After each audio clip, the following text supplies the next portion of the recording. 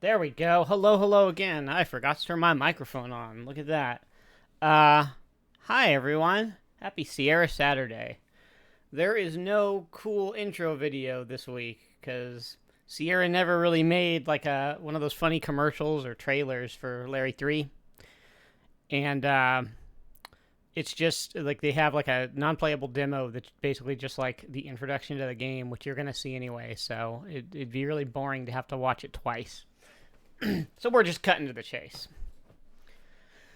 I hope everybody's having a good Saturday. I was going to do Manhunter 2 San Francisco today. That is what I advertised on the last episode, but I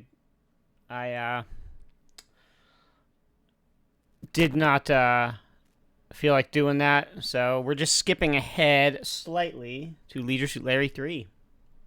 Is my mic volume okay? I should be all right. Check, check, check, check, check. This is my normal volume. Do I not sound okay? I better sound okay. So, yeah, Larry 3. I'm getting my... Hold on, I'm getting my things set up here. Here we go. Evening from South Africa. Well, hi, Tribtris. Thank you from... I hope I'm saying that right. I'm glad you're... staying up whatever time it is to watch me. So this week we have what was originally intended to be the final installment of the Leisure Suit Larry franchise, Leisure Suit Larry 3, Passionate Patti in Pursuit of the Pulsating Pectorals. And this game, it came out in 1989. It came out for Amiga, Atari ST, and MS-DOS. It sort of plays things safe after Leisure Suit Larry 2. If you saw my episode on Leisure Suit Larry 2, you saw like that game's very different from the first Larry. It's structured far differently. It plays it a little safer with the humor. It's like less adult. And a lot of people didn't like any of those things. And Larry 3 sort of goes back to a structure that's pretty similar to the first game. But just a lot more... there's a lot more detail and texture to it, right? And it's probably of the first three games, it's probably the best one. Now, let's see. Here's my copy. This is my the box is a little bit chewed up from having owned it for 30 years, but this game came with some cool feelies in the box. Let's see. Where's my... Oh, there it is. Okay, here we go. We have the manual, which is structured like a brochure, a tour guide to None Tonight Island, which is where Larry found himself at the end of Leisure Suit Larry 2. It has since become a lucrative tourist trap. And so this manual, they designed all this fun stuff, all these illustrations and things. Did I have to hide this from my parents? No. My dad and I played Leisure Suit Larry 2 and 3 together. They were our first adventure games. And we just bought Leisure Suit Larry 2 on a lark when we bought our like Packard Bell 286, like at Sears or wherever, because it was like being shown on the demo thing. And we were like, oh, that's a weird looking game. Let's buy that. And then we bought it and finished it. And we were like, oh, is there more? And Leisure Suit Larry 3 had just come out. And so we bought that, So, and a lot of the jokes went over my head at the time. So it was all good. So we have all of this, all the kind of how to play. But then we have all this, like, all these little kind of these articles here in this manual that they're like hints for certain things, and there are also a few copy protection bits that you probably don't recognize as such here, but they're scattered throughout the manual here, and you'll be asked for them at a certain point in the game. But it's this really like nicely designed like little magazine, with all these funny jokes and ads, and you know, uh, it really is. This is like one of my favorite like Sierra, feelies. I really like this one. And it also came with this postcard. So, kind of neat. That was the era when they had this kind of neat stuff in the box, when it wasn't just, well, back when PC games came in boxes, really, And is there a Larry game that comes with condoms? There was Leisure Suit Larry 1 Reloaded. One of the Kickstarter backer incentives was a boxed copy, and it has a wrapped condom with it. Yes, but none of the Sierra games, none of the Sierra-made Leisure Suit Larry games did. No. So let's see. You wish we had more games that had high-quality magazines. Man, magazines are hard to. Even something like that manual. I guarantee you that took like that was like concerted effort for a lot of people for like a significant amount of time to make that. So that's something like that's probably pretty hard, much harder than just doing like a manual, right? Let's see. I'm actually going to need that later in the game, so I'm going to keep that open. So. Yeah, like I said, this plays it a lot safer than Larry 2 did. Probably for the better. And the novel thing about this game is that you play as both Leisure Suit Larry and Passionate Patti, who was introduced at the end of the previous game as Polyester Patti. She was a pianist. Haha. But she is the sort of main objective, if you will, in this game. You were trying to woo her, and one of the novel things is you play as both of them during the game. You play the back probably quarter of the game, maybe, as Patti. But that was like a thing where, it was like new at the time. People were like, ooh, what? That was back when everybody was like, what? What do you mean Samus Aran is a girl? That was those days. And and they would continue that you would play as Patti again through in Leisure Suit Larry 5, which was a much worse game. What would I want for a setting in a new Larry game? I don't know. I've never really thought about that. I don't know. They did like the health spa. They did the cruise ship a couple times. They did the islands, like I don't know. I've never thought about that. Well, let's see. Space leadership. There was preliminary work done on a Leisure Suit Larry 8 Lust in Space, and that was among the canceled projects at Sierra when everybody got laid off in 1999. So,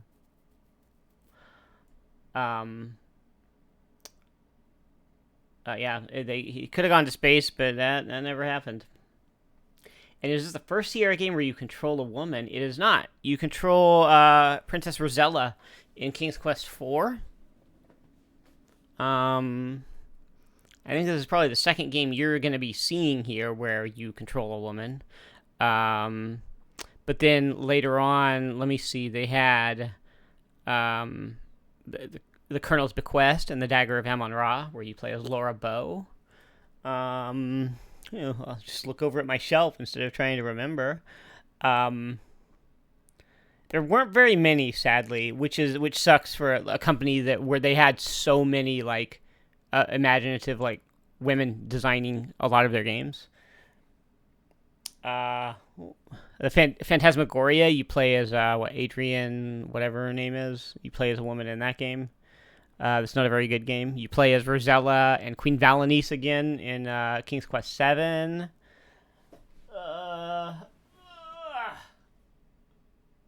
Oh, there's Pepper. You play as Pepper in Pepper's Adventures in Time. So there's a few. There's a few good ones. Pepper's Adventures in Time is really good. I'm looking forward to getting to that one. So, and also, like, one thing to understand here, like I said, this game came out in 1989, right? And at this point, in sort of the Sierra canon, history, whatever, Sierra was like a factory at this point, just churning these games out. Just riding on the success of their early games, and this is really the point where they had built it up into sort of this PC gaming empire, right?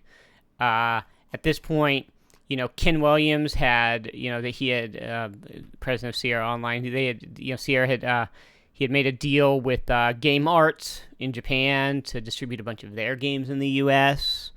So things like Dexter and Sylphied. And I believe it would have been 1990, the following year, that they purchased Dynamics, and they started buying up smaller developers, kind of like what you see now, except, it was less of a thing to turn heads at the time, I guess. But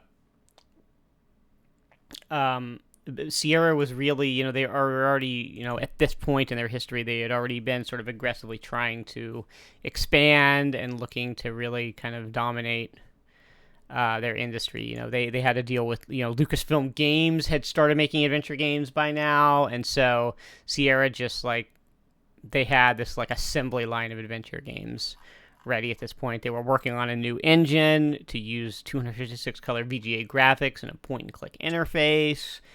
And that would, then the following year that would happen. But Sierra, this was when Sierra was big at this point. What shirt is this? This is a Super Mario Brothers 2 Shy Guy mixed with Jason Voorhees. If you were curious, someone is asking here. And Leisure Suit Larry 6, is it edgy in terms of humor? I don't know if edgy is the right word. It was really Leisure Suit Larry 6 is a good design, and it's a good game as far as just the design and the location and kind of how they use this sort of it's like a bottle episode that it takes place all in one location, but they managed to do a lot of cool stuff with it. But it's also really homophobic. We'll get to that, though. I don't know if I would necessarily call any of the Larry games edgy. They're all kind of dorky, really. So, all right. Well, let's see. I've babbled enough here. Let's jump into the game. We are gonna right there, and as usual, we're gonna be using the Roland MT32. And let me move my window up here. And here we go. Leisure Suit Larry 3.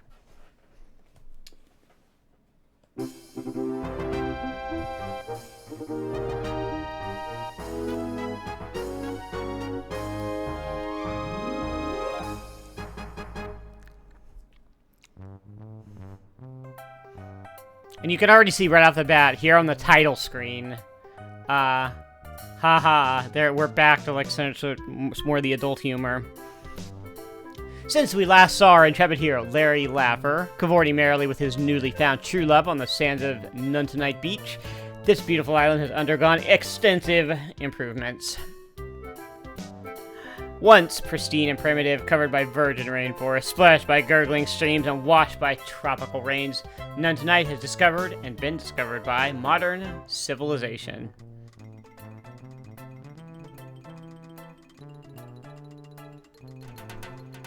The villagers, eager to shed their Stone Age lifestyle, united themselves by forming Natives Incorporated to protect their interests and develop their island. Realizing they were sitting on a yuppie dream, a vein of gold they could mine through tourism, they took correspondence courses in business management, public administration, sales, and marketing.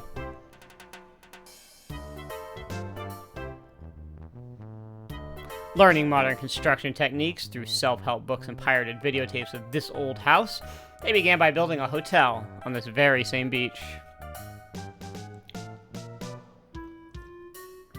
Borrowing heavily from foreign investors, they expanded into some very attractive tourist traps.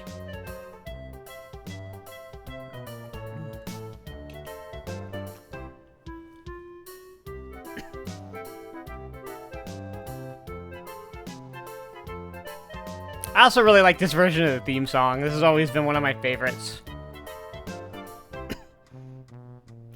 But growth really exploded when they discovered the holy grail of modern marketing, the wonder of timeshare. I believe this is the first Larry game that Al Lowe did not do the music for. I have to look. Maybe he did. Maybe Larry 5 was the first. Ah, Civilization. Who would want real palm trees when you never have to prune or water those new plastic models? Welcome to the paradise of the Pacific. The all-new, all-improved, totally yuppified, consumer-orientationalized None Tonight Island. So, here we go. My name is Larry. Larry Laffer. Welcome to Leisure Suit Larry 3, Passionate Patti in pursuit of the Pulsating Pectorals. Warning, this game contains some material which may be deemed offensive by some players. If you are offended by adult situations, vulgar language, ethnic humor, oh boy, we'll get to that, sexual innuendo, or pixelated nudity, you'll be happier playing another game.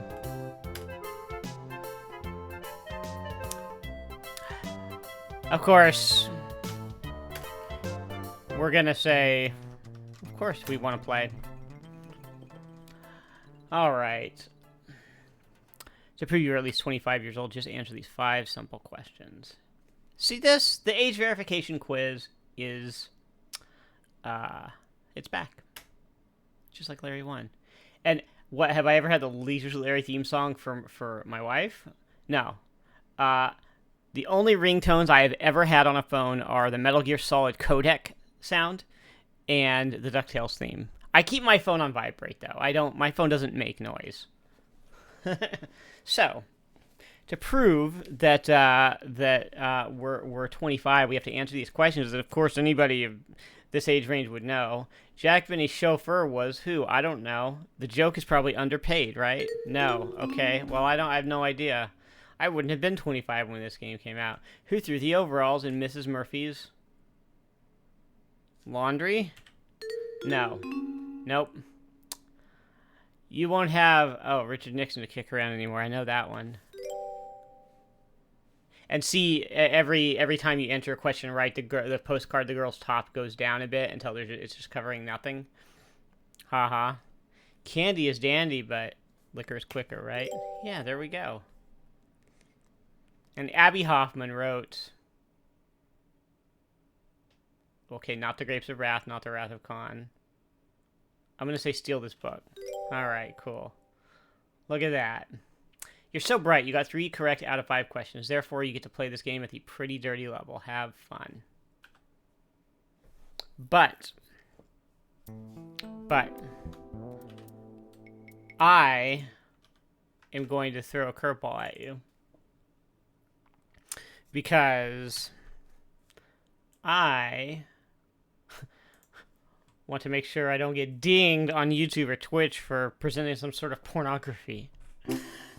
So here's what we're going to do. I'm going to show you a life hack. Oh, look at this. I got a cheat code. Control-Alt-X just lets you skip the quiz, and then you can pick your filth level from 1 to 5. We're picking 1 because, you know, we want to play at the Mother Goose level here. It's fine. So, what changes if you play at lowest versus highest? A few things. I'll show you. I'll point them out. My, how this island has changed. You remember when you parachuted down here? There was nothing but a sleepy little native village inhabited by a tribe of illiterate islanders. That's not accurate. Now look at it. It's overgrown with hotels, resorts, casinos, and cheap tourist traps. When he parachutes down here in Larry 2, he encounters a tribe of people who are like, prove your manhood by coding something in assembly on our PC. That's completely not accurate. What they just said. So, let's see. Let's make this faster. Such is the cost of progress. At least your job as Vice President of Marketing for Natives Inc. has enabled you to provide a lovely home for you and your beloved wife, Kalalau. Spoilers, that is gonna change. So let's see here. Ooh, actually. There we go, that's better.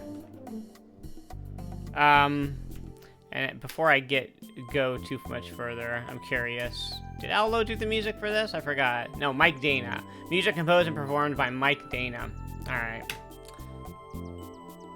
Look at this. I've been playing this game for 52 seconds and haven't scored a single point. What the hell? So look at this plaque. And on this site, the great hero of our people, Larry Laffer, single-handedly saved our island from our mortal enemy, the evil Dr. Nonuki. I'm such a hero. So, I'll show you the first thing that happens when you change the filth level. So you look in these binoculars. Alright. And this woman, you know, you're basically George McFly and this woman over here. Just peeping in. Now, the higher the filth level is, the higher those curtains go. She will not pull them down very much on the highest level.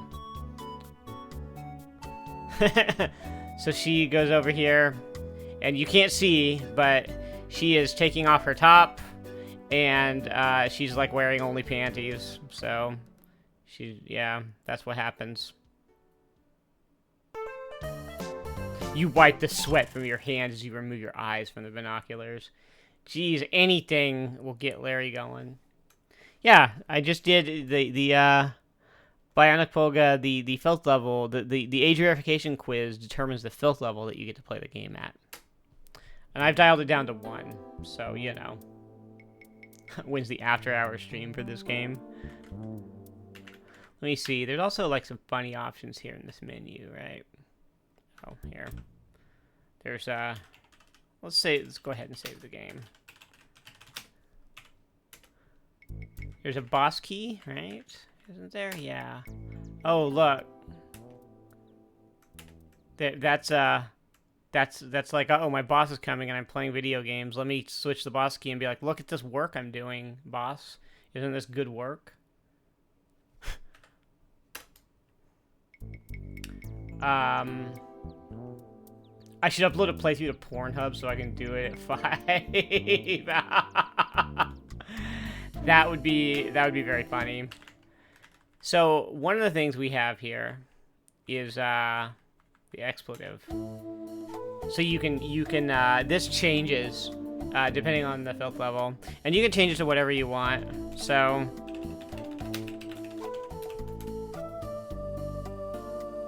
And would I really get in trouble for showing the nudity in the game? I don't know. Probably not, but I'd rather just, you know, present as little offensive material as I can, you know, in terms of that, where it's controllable. Subscribe to Geekbox. We'll see. Maybe we'll change it again later. Let's see. The villagers were wise to retain total financial and political control of their island. For example, they've never allowed vehicular traffic anywhere. Everyone walks wherever they go. As you'll see, from what's going on here, there's no need for vehicles. Up this path lies your home. Your beloved Kalalau is probably there right now, waiting patiently for your return. Well, let's go see Kalalau. Here she is. Oh, Kalalau, baby, you shout, your lover boy Larry is home. Oh, no, you're not, cries a voice from over the fence. You don't live here anymore. I found a new lover and filed for divorce. By island law, all I need to do is walk 3 times in a circle around our bed. I've done that many times over the past few years. Jeez, it's been a few years, huh? Alright. You are stunned. You had no idea anything was wrong. What do you mean, divorce? Walk 3 times. Oh, Kalalau, say it isn't so. It is so, Larry. I'm leaving you and keeping the house. Now please go and leave us alone. Us? What do you mean, us? Are you in our hot tub with someone else? Who? Who is it, Kalalau? I'm with Bobby, my new lover, she responds hurtfully. Bobby is able to meet my needs where you never were. You'll never bore me to sleep again, Larry Laugher. Kalalau, you cry. How could you possibly leave me for another man? I didn't, you fool, she replies. Bobby's a woman. Wow. Poor Larry. Not only does Kalalau no longer love you, she's fallen in love with another woman. What could Kalalau... typo. They typoed her name there. The second time in that paragraph has a typo. What could Kalalau possibly see in an Amazonian, Harley-riding former cannibal slot machine repairwoman? I mean, that sounds awesome. And I'm getting a prompt to save my game. Go away. Huh. Well. I guess I'm not wanted here. I think this is Larry's longest relationship. If this was like years.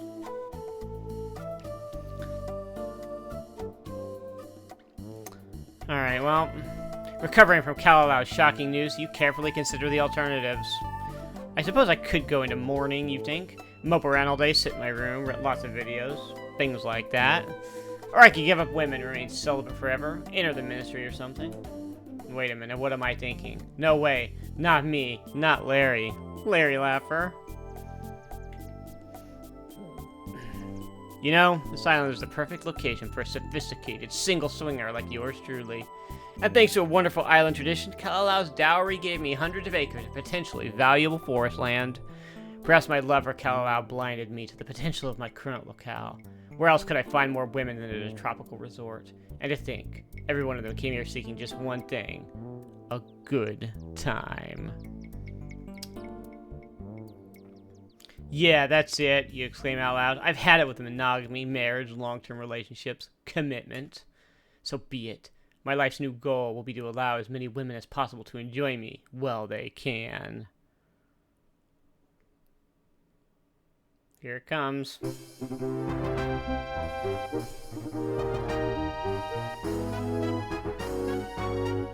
He's back. And does he get married again? No, he doesn't. Look out, girls. Just when you thought it was safe to dive back into the gene pool, the original swinger's at it again. So here we go. Well, well, well.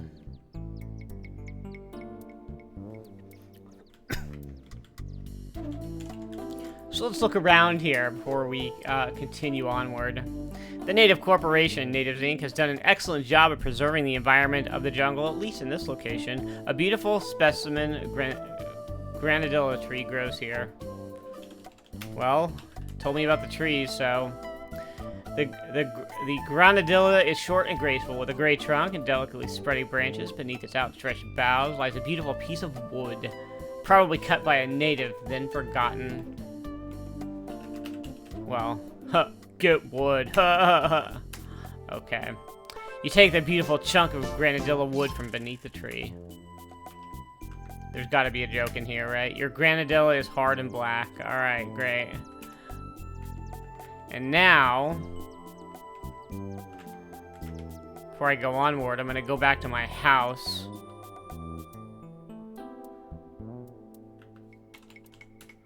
You gave Kalala full reign in the design and decorating of your home. Lucky for you, she was the daughter of a king.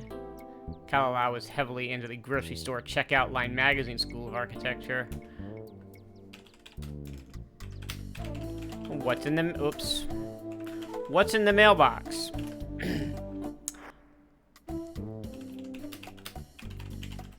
Ah! I can't type today. Well, look at this. It's an envelope from your credit card company.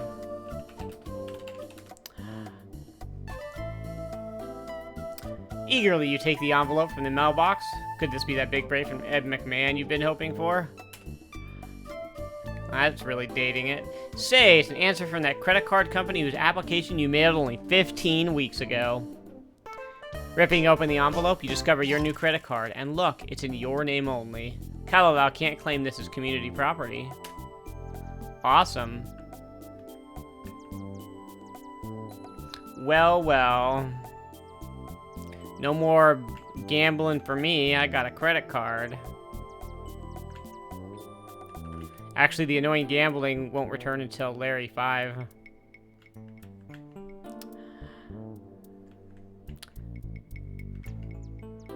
So, this game all takes place entirely on this island. Down this path lies your office. Say, what about that cute little redhead in accounting? You've always wanted a chance to balance her figures. So there's a couple mandatory things we have to do here, but then we're given free reign of the island. So here we're going to go into Natives Incorporated. Good morning, David, you tell the guard. Another day, another dollar, eh? Perhaps so, Larry, Dave replies, but then again, perhaps not. Chairman Kenneth wants you to report to his office immediately. Okay, David, you respond. But to yourself you think, don't worry, it's probably nothing. I bet he wants to compliment me on my last big ad campaign. Remember, this is the father of his now ex-wife.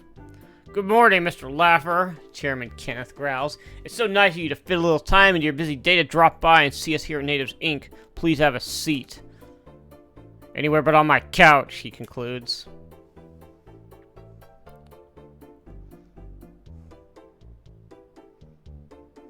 Oops.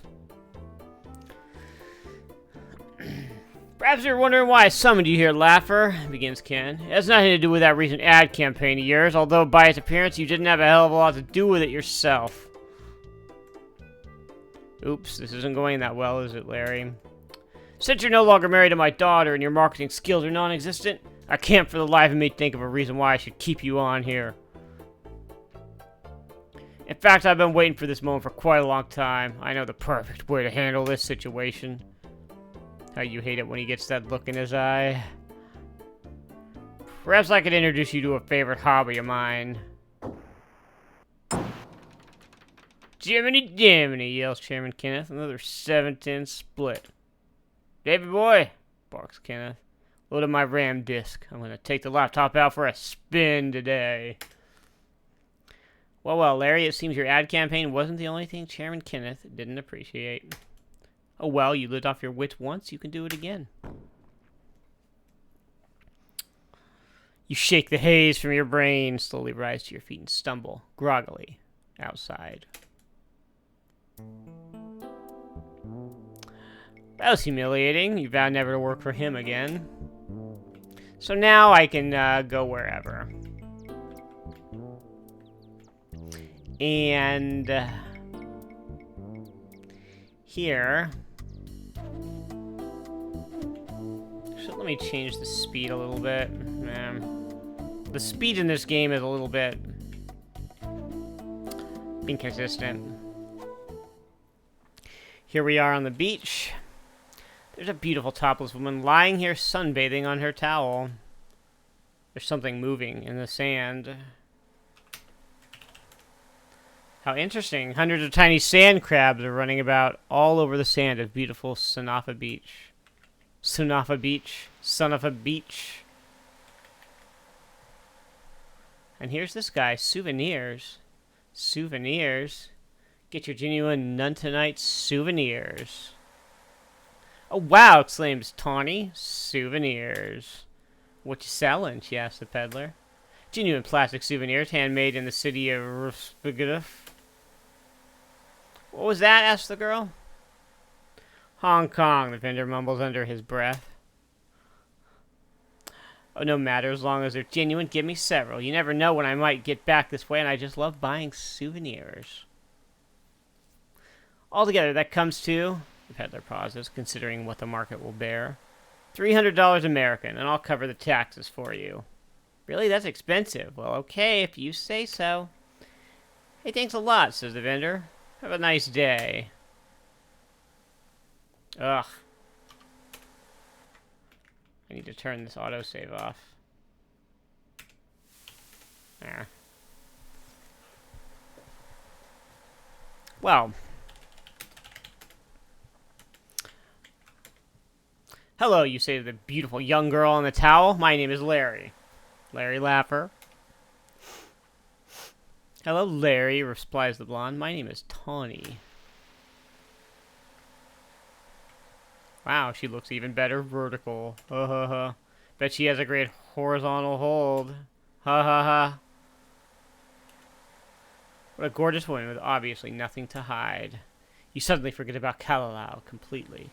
You could learn to enjoy the single life once again. Before you speak, you look straight into her eyes. So, the way this game is structured is there are 5 different women here on the island. And there's like a puzzle associated with each of them. And you have to figure out what they want. You get like a sex scene. It doesn't ever go the way that Larry wants it to go. But you have to kind of figure out what do they want. Talk to her. Have you been to that new downtown Nuntanite mall? No, but if I ever find it, I bet I could spend my whole vacation there. Have I mentioned to you that I will soon be coming into a major real estate holding, you say? Is it a shopping mall?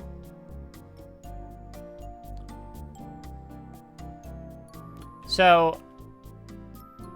Oh, what would it take for you to date an older man like me? Larry, I guess I'm just a material girl. So, the hint that she's giving you is she likes money and she likes to buy stuff, okay? And you happen to have a credit card.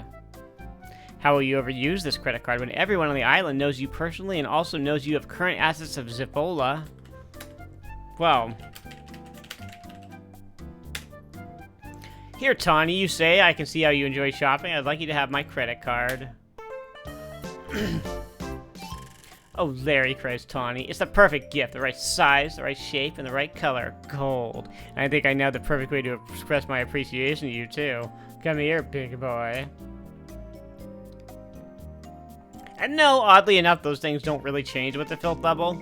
It's like this even at level 5. But this guy comes in. Souvenirs. Souvenirs. Get your genuine Nuntanite souvenirs.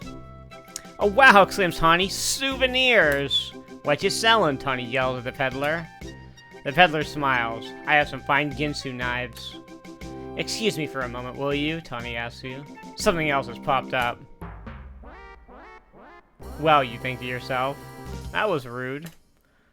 So what do you think, lady, says the vendor. Wouldn't you like one of these fine Ginsu knives to take home for a souvenir? For you, I'd make a special deal. Oh, says Tawny, is it really a bargain? I just love bargains. Most assuredly so, says the peddler. It's made with hand-rubbed hickory handles and a blade of the finest Sheffield carbonized steel, drawn from the hottest 100-year-old oak charcoal fires, honed to perfection by small oriental virgins, and guaranteed for life. All right, or until you leave this beach, whichever comes first. I'll take it, says Tawny. Does it come in a carrying case? No, says the peddler. That'll be $30, he concludes. Well, let me see now, replies Tawny, digging into her bikini bottoms. Oh gosh, I've only got 20 bucks in cash left. But wait, I do have this nice shiny new credit card. Turning to you, she says, hey, hold this knife for me, will ya? That's what you get from her. Thanks ever so much, madam, says the native, sliding his imprinter over your former credit card. It's a pleasure doing business with a real pro. Turning back to you, Tawny says, I'm sorry to interrupt this my little shopper whopper. But you know I just can't resist a purchase. And now, where were we? You paused to contemplate her rude behavior. Were you too offended by her thoughtless interruption to continue making love to the beautiful young Tawny? Nope.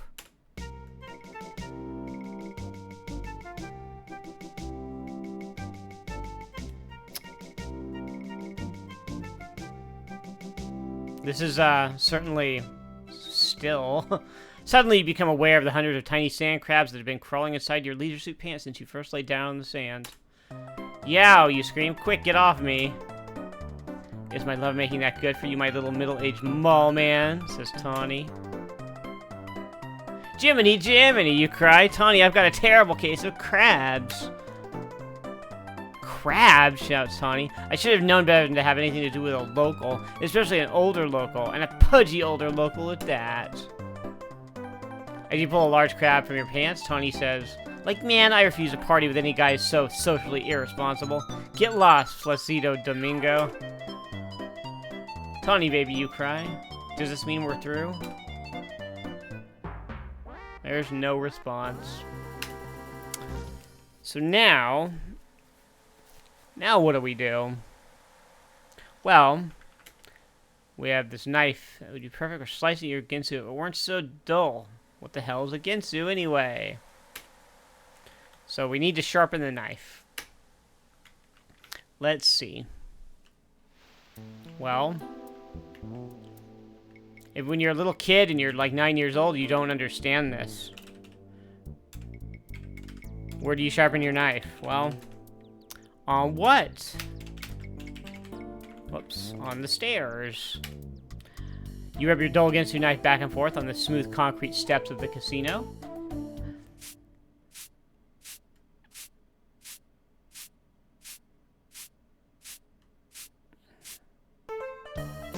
Much to your surprise, it becomes razor sharp. Without thinking, you hastily shove it back in your pocket. Ow. So now... Oops. Oh wait, is it down here? No, it's not there. There must not be a path that way. It's up here. I want to go back to the forest. Yeah, ethnic jokes. There's a whole... Joshua, yeah, there's a whole comedy club routine that we'll get to that. I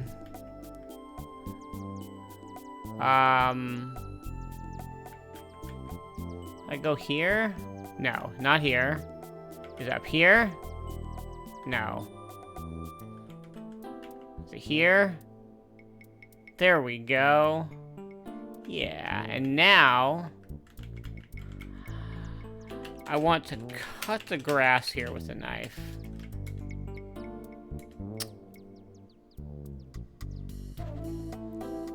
Your razor-sharp Ginsu knife slices through the blades of grass like a hot samurai sword through a tub of cheap margarine.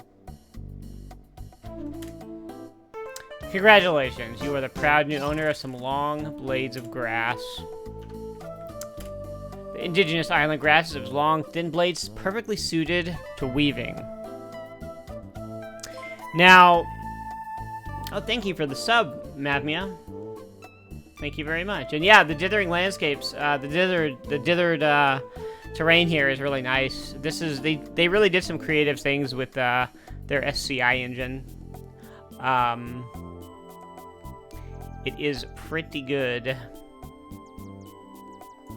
Now, I have this grass, and there's actually a hint in the manual about weaving like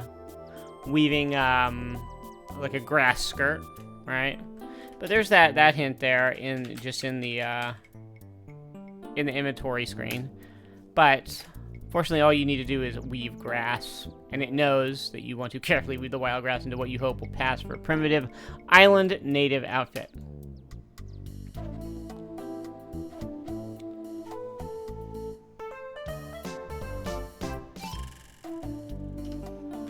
And now, if you can just find a luau somewhere to show off this new little number. So now... Ordinarily, if I were playing this, you know, if you don't know the game, you would be like exploring the island and seeing what's what. I know where everything is, so you'll just see it as I go along. So here we are. We're here. I want to take this soap. I don't know why my caps lock is on. But you grab the unusually shaped soap on a rope that hangs above the sink. I happen to know that drinking from the fountain gets you some points.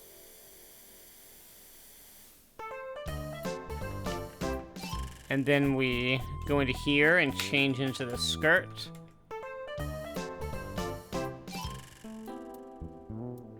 You remove your leader suit and hide it outside the stall while slipping into the grass skirt. Boy, do you look like a native now. And now, guess what? You use your razor-sharp Ginsu knife to carefully carve the precious granadilla wood into what you hope will be accepted as a primitive island native sculpture.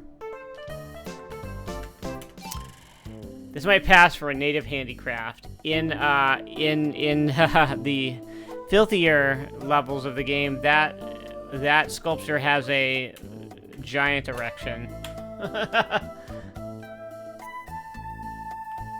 How much money would it take me to wear a grass skirt at the next comedy button recording? I don't know. Give me like $3,000 and I'll do it. So now Larry he's got this grass skirt, okay, and he's got this sculpture that he's made. So now you go in here and it starts this scene. Souvenirs. Souvenirs. Get your genuine none tonight souvenirs. Oh, wow, exclaims Tawny. Souvenirs. What you selling, she asks the peddler. Genuine native islander, designer labeled erotic carvings for only $20, you cry. Which is how much money she told the last guy she had left. But you'd better hurry. I only have one left. Well, says Tawny, I might be interested. Did it have any special features? You just guys seem to be working, Larry. Tawny doesn't recognize you. No, but it is handmade. There's a joke here about it, you know. We're doing the low-felt version, though. Jiminy Jaminy, it's a deal, she says. I don't know much about art, but I know what I like.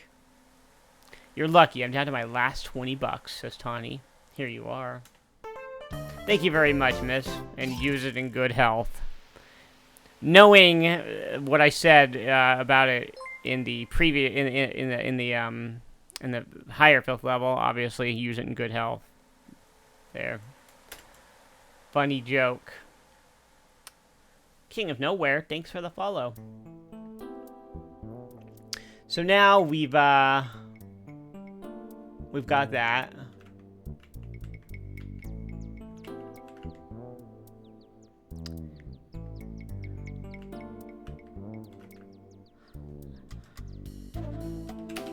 And now we want to wear the leisure suit.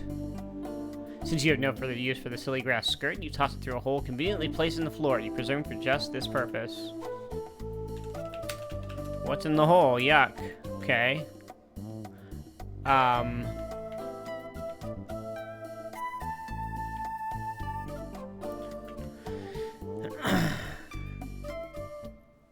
And now she's gone. I'm gonna take the towel.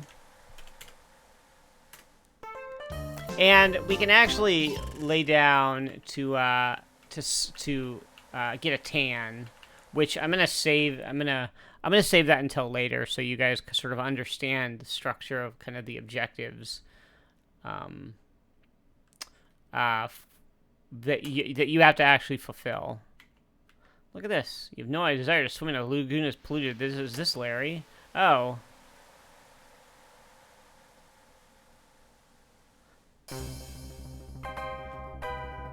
Huh, I can't believe that was actually the first death. That's a kind game. So let's see. Now let's go into the casino.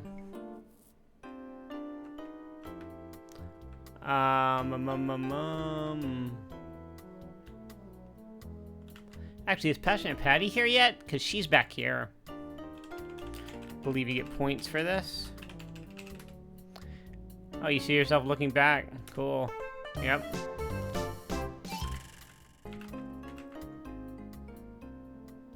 Ah, she's not here yet. Okay.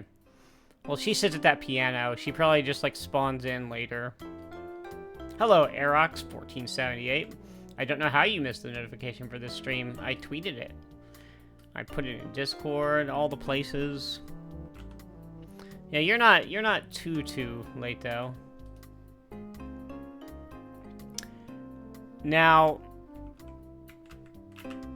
let's see. Hello, sir, you say to the maitre d'. My name is Larry Laver. Could you give me some information about the show inside?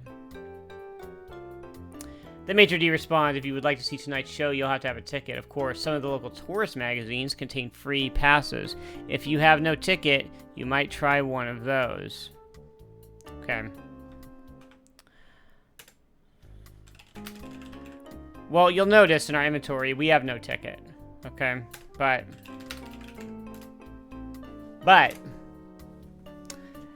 in the copy of None Tonight magazine that came with the game, there are all these passes. So like you for whatever reason, I don't know why they don't just have a copy of it in his inventory, in Larry's inventory, but you're supposed to be like, oh, I have this magazine, I have the passes right here because I, the player, have it. It's a stupid stupid puzzle because you're gonna be like, oh, where do I gotta go look for one of these magazines now. But you have it. You can just get in right now.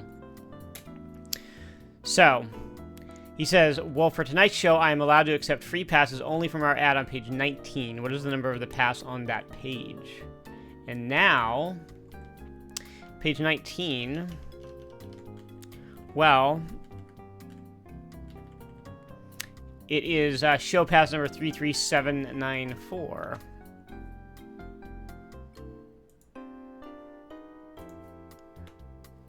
33794. Let me look through this list of passes and numbers.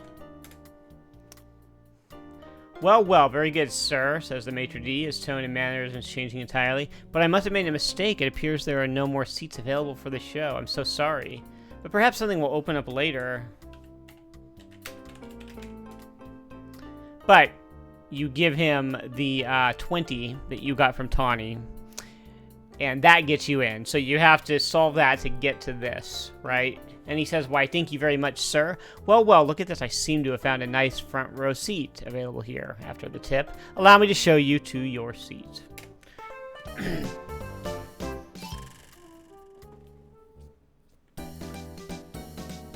So here's a scene with a bunch of cabaret girls.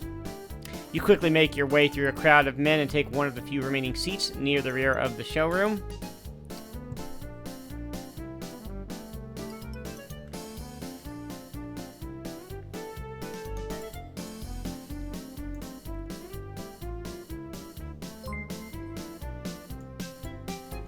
Thank you for the follow. My name is not Steve. What is your name? The hint for giving him the money is when he's like, it shows the animation of his hand going like that, which is like, I don't know where you're from if you're not, but that's like, you know, tip me. I'm expecting a tip. The announcer's voice booms over the public address system, and now, ladies and gentlemen, the moment you've all been waiting for, the star of our show, Miss Sherry Tart. But yeah, like, at least in America, that means I'm expecting a tip. I've never seen anybody actually do that in real life. It's just, I don't know. I don't know where it comes from.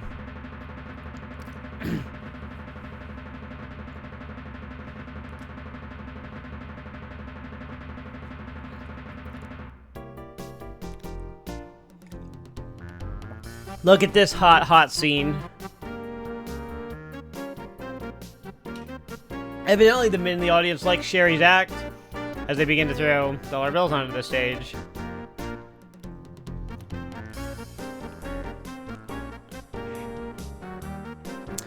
Wow, what talent. That's amazing. What a hot show.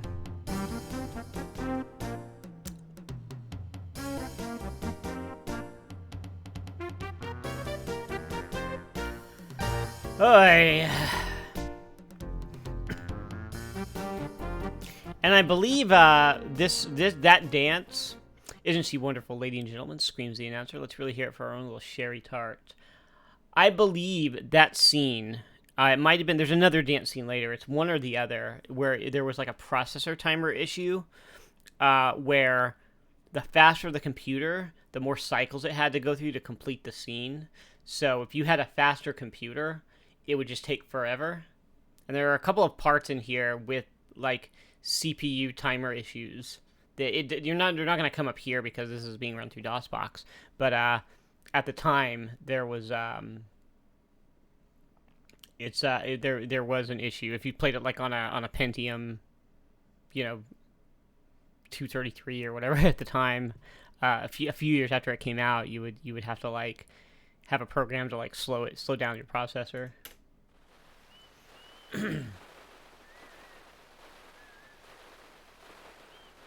That concludes tonight's 2-hour spectacle. None tonight for you. You must clear the auditorium now as our second show begins shortly. Good seats are still available, so tell your friends. He concludes with a trite good night and walks safely on your way home. What a show, eh, Larry? Too bad you came in so late you only saw the last minute. What a show, eh, buddy? Slurps the maitre d'. And how about that Sherry Tart?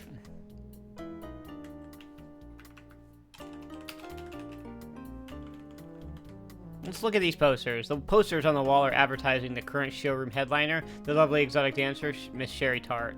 So you would see that and be like, oh, well, I want to go see her, right? Oh, look, what is this? A beautiful woman is here, talking on the telephone. Perhaps you should walk over to her. And just, hey, baby. Let me invade your personal space. Hello, beautiful. I loved your dancing. You say the gorgeous woman in the dressing gown. My name is Larry. Larry Laffer. And yes, underclocking. That is what you did to your processor to slow it down. I don't know why you had to underclock it. Obviously, that's the name of it. I'm just dumb. Oh. Did you see that little scoot that she just did? I'm blocking her in. Hello yourself, Larry, replies the bathrobe beauty, turning to face you. I'm Sherry Tart.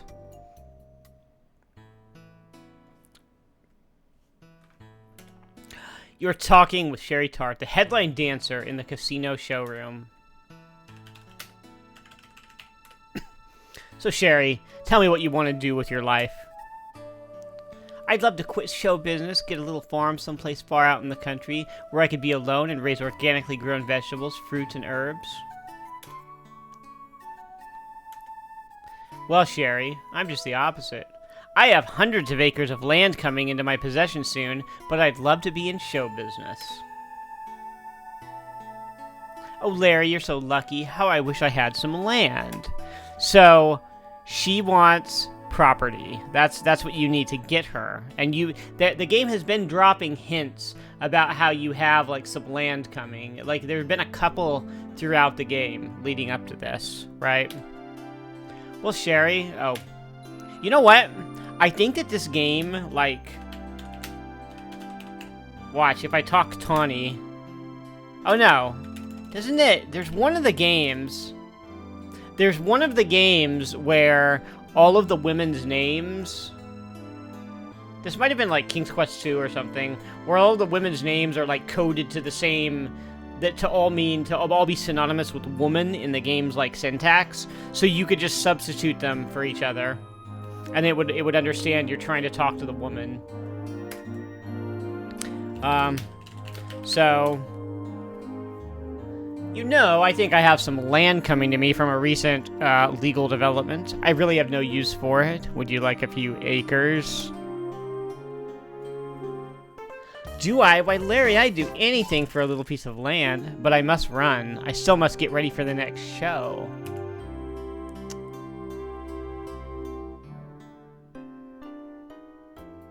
I certainly enjoyed our little chat together, Larry, and I'll look forward to hearing from you again soon. Now, if you'll pardon me, I must head backstage. Our stage manager has such a short fuse for a guy with such sour disposition. When you get to the deeds of the land, just knock softly on the door over there. I'll be waiting near the door. Till then. Oh, Larry, Sherry cries. I can just picture my little country place now. Alright, so you have your marching orders now. Like, now you have to be like, how do I get that land deed? Well. And if you explore the island, which any reasonable player would, you know, explore the island, figure out what's here, if it's not your first time playing, you would discover, as you saw when I accidentally came to the screen earlier, there is this place. You are outside the legal offices of Dewey, Cheatham, and Howe, the best corporation of associated legal professionals on the island of None Tonight. Well, also the only. So, we want to go in here.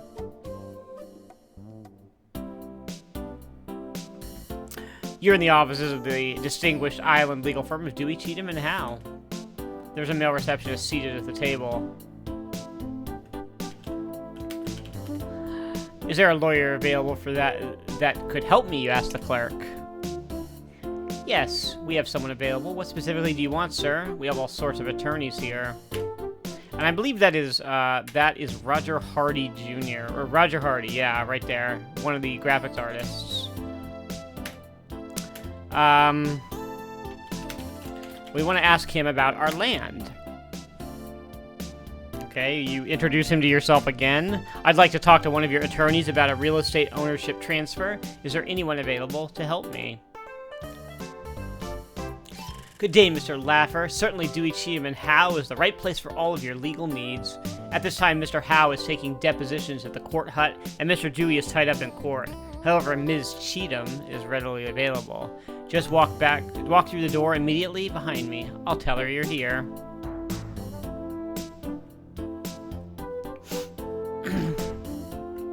Good day, Mr. Laffer, says the attorney from her desk with a smile. I'm Susie Cheatham. How may I help you? Please make yourself at home. Have a seat on my couch.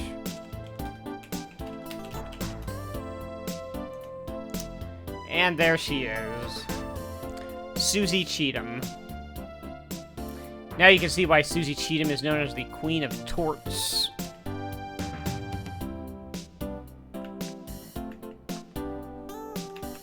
We sit down on the couch. And, Miss Cheatham, allow me to come right to the point. My wife, Kalalau, was a wonderful woman and brought to our marriage a considerable dowry, consisting of a few no-load mutual funds and some extensive real estate holdings. I was wondering if there was any easy way for me to get my hands on that land. I've heard of some ancient island tradition concerning men and real property. Oh, well, hello, patriarchy. Say no more, Mr. Laffer. I know exactly what you mean. According to ancient island custom, any land owned by either or both spouses upon dissolution of the marriage becomes the exclusive property of the male member of the household. Congratulations, Mr. Laffer. You're now the owner of a considerable chunk of None Tonight real estate. I'll make the necessary arrangements and have Roger, my secretary, boilerplate the papers for you. Great. So now we have to kind of come back a little later.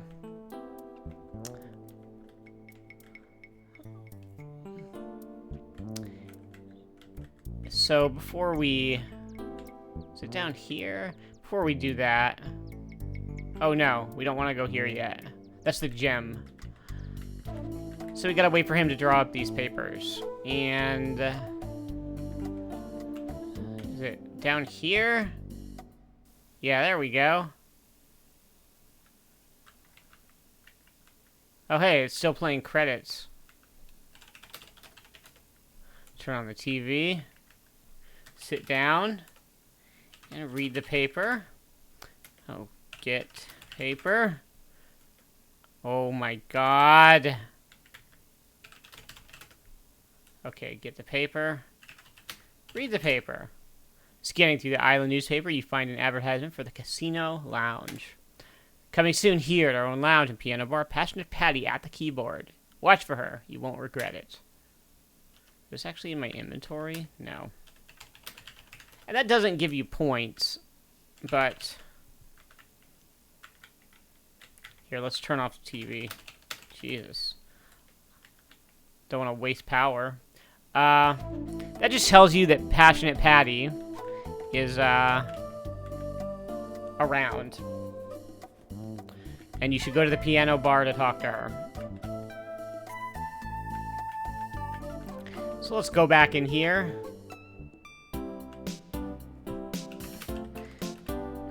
Is that land deed ready yet? You asked the clerk.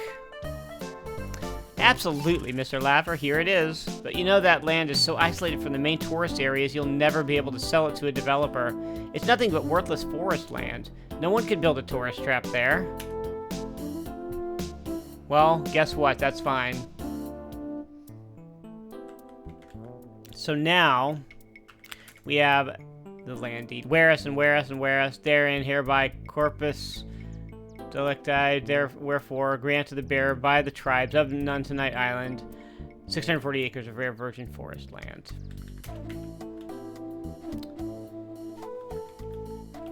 So, we've got that. And now we can go back to Miss Sherry Tart.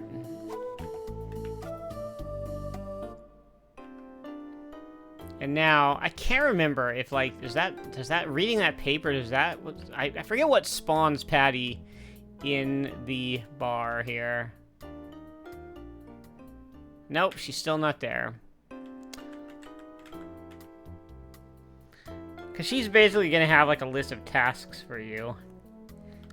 That you have to, like, do in order to like, be able to like, court her. Let's save the game right here. We'll knock on the door. Daring to defy the authorized personnel, only sign on the stage door. You softly knock 1, 2, 3 times. You hope Sherry is true to her word. A small voice whispers through the door. Larry, is that you? You think to yourself, thank heavens, it's Sherry. You whisper through the door, yes, Sherry, it's me, Larry. Larry Laffer. Oh, Larry, I've been waiting for your return. Did you get the deed? I've got it right here, sweetheart, you respond, and I think you know just how much I'd like to give it to you. This is your big chance. Now you can give up show business and move to your own little place out in the country. Oh, Larry, 640 acres of virgin Nuntanite rainforest perfectly suited for slash burning and typical agricultural pillage. You've just made me the happiest woman on earth. Come on backstage and allow me to properly express my appreciation. I love that. I love the payoff to this bit here. To this whole, because you're like, oh, you just want a little place of your own, and she's like, I'm going to pillage the natural resources, and it's just a funny way of ending of that kind of chain in like a non-obvious way. You chuckle. It looks like I'm gonna get a little something for Kalalau's worthless farmland after all. Larry, you're so wonderful. You've given me what I've always wanted. I think you know what I've always wanted. Sherry smiles at you in the darkness. Alas, I'll be able to remove this costume, never to wear it again.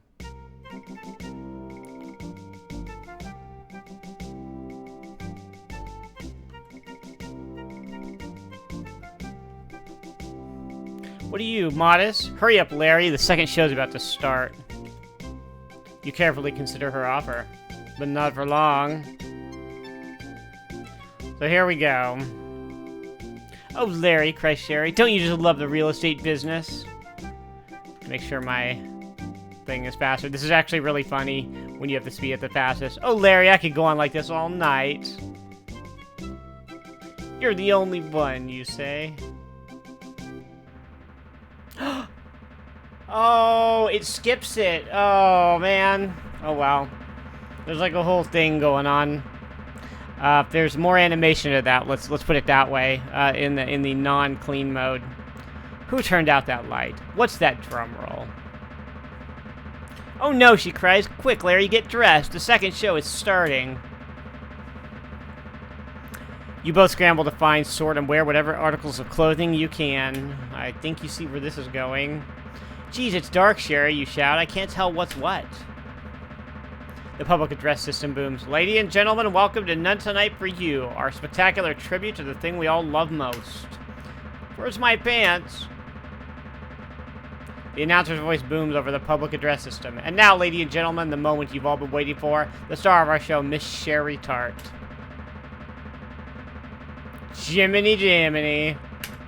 You scream. People, hundreds of people, and every one of them staring at me. You're caught, Larry, and red-handed, too. And wearing Sherry's costume, too. Ladies and gentlemen, the star of our show, Miss Sherry Tart. In your hurry to dress in the darkness backstage, you must have grabbed the wrong clothes. So that's why your underwear was such a tight fit. Our star, Sherry Tart. Sherry! You walk to the beginning of the runway. Well, Larry, you've done it again. Now what are you going to do? Well, we're going to dance. Okay. Summoning up all your courage, you begin to wiggle your way down the runway. The audience must also appreciate your talents as they begin to throw dollar bills at you. Look, Larry, they're all throwing money at you. They like you. They really like you.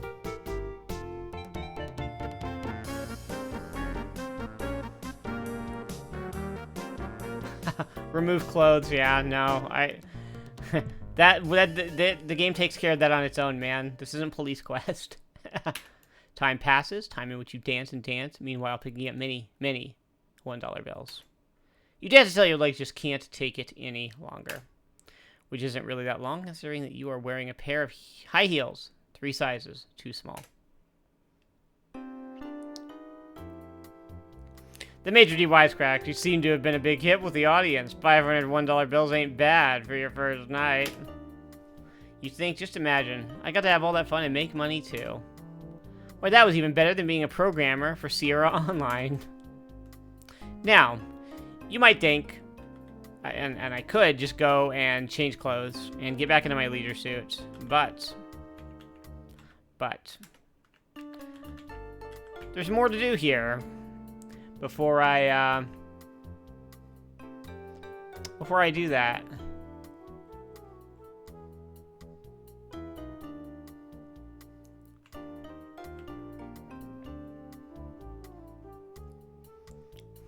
And if I do try to remove clothes, no. Please, not here. And the 4,000 points, yeah, don't, that's never a measure of, like, the game's length. That 4,000 points goes very quickly. I mean, watch where it is right now. It's at 537, right? Just watch where it goes. By the time I'm even, like, in my leisure suit again, okay?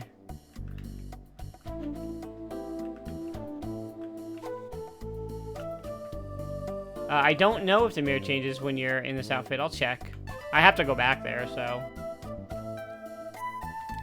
So now. Ah. Certainly changes my hitbox to be more annoying.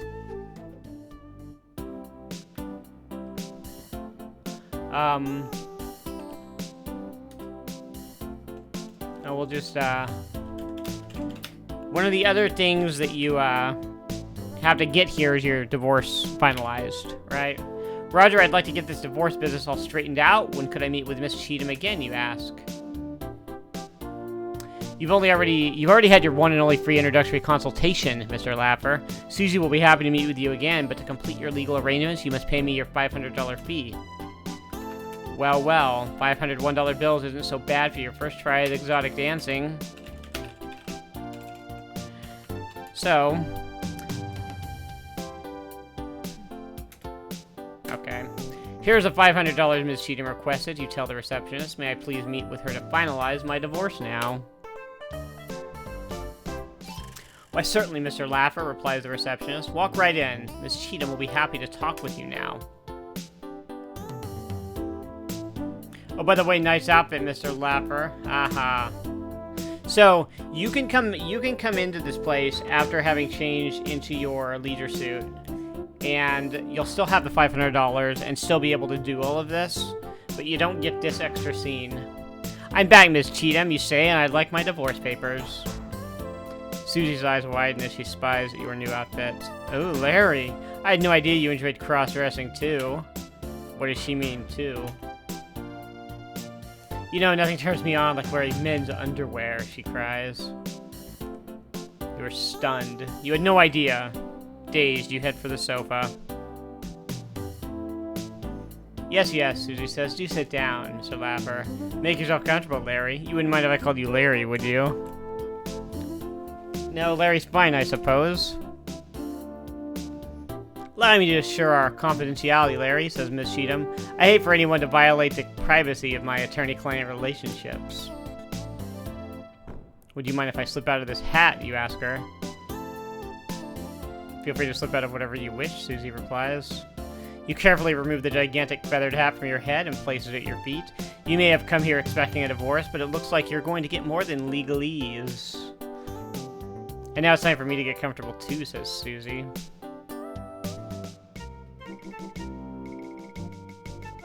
So, says Susie, how do you like women in men's undergarments? You reply, actually, I think I'd love you in mine. Enough of this legalistic foreplay, Larry, she says. What do you say we spend the rest of the afternoon going through your briefs?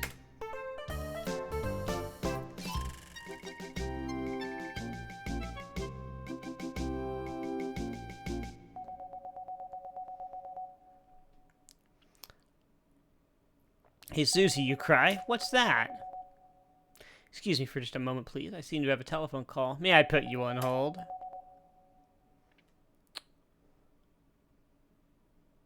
Now, dear, Susie says to you, where were we? You think to yourself, I've had lawyers do this to me before, but this is the first time. Oh. Oh no, says Susie. I suppose I could have Roger hold my calls. It'd be nice if someone got to hold something around here. Now, dear, Susie says to you, where were we? Oh no, says Susie. I'd better write myself a note before that conversation slips my mind. It'd be nice if something started slipping around here.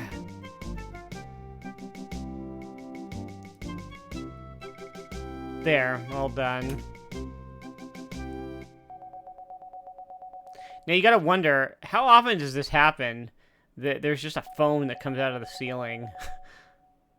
Should she have the phone at her desk? Not again, cries Susie. I'm just so busy. Now, dear, Susie says to you, where were we? You've had just about all of this you can take.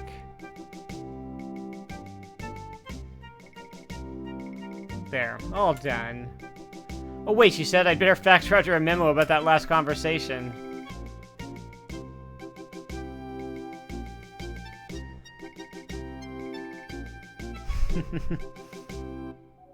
So all these scenes, they do something funny with them, you know? Jiminy Jaminy, you cry. If you're this busy, why don't I come again later? And you do mean that figuratively. Susie covers the phone with her hand and whispers to you, sure, okay, good idea. Call me anytime. As soon as I prepare your divorce papers, you may pick them up from Roger, my secretary. We must get together again soon. From what I've seen of you, I'd love to try to squeeze you into my agenda. Wriggling your way out of her grasp, you grab your tall feathered hat from the floor and slip out her office door. The problem is, Susie's docket is just too full. Poor Larry. You just experienced the agony of clientus interruptus.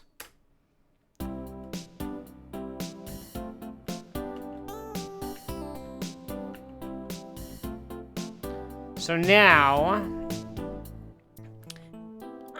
now I can go back out here and get my Leisure suits. Ugh, God. This costume like changes my hitbox or something. Like I keep crashing into stuff.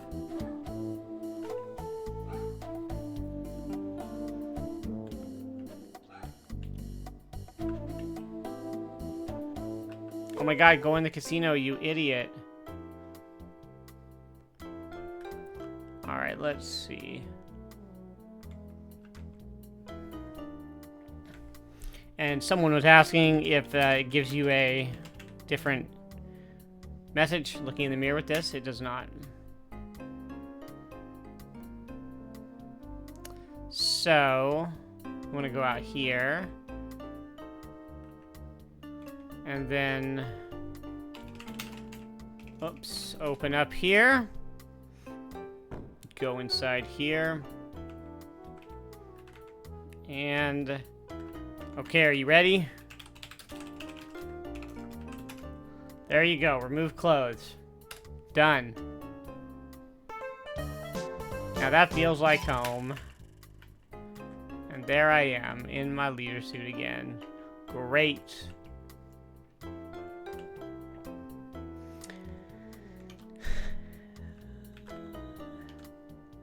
And now, let me go see if Patty's here.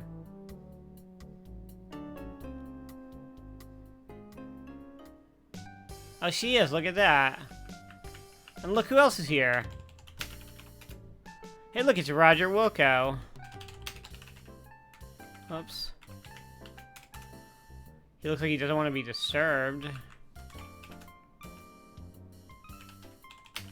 No? Huh.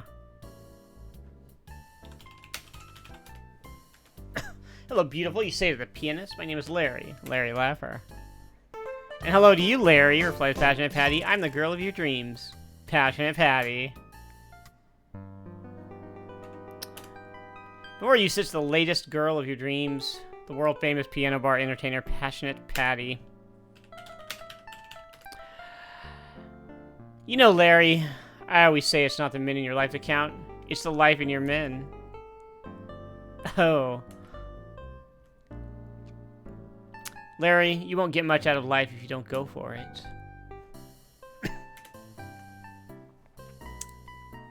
Larry, I believe in the old saying, a good man is hard to find, but a hard man is good to find. And then does she repeat herself yet? Yeah. Oh.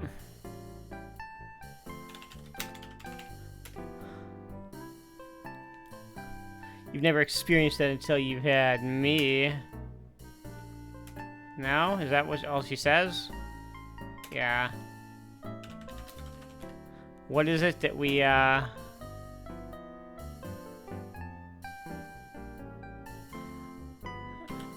what is it that we... what do we do to,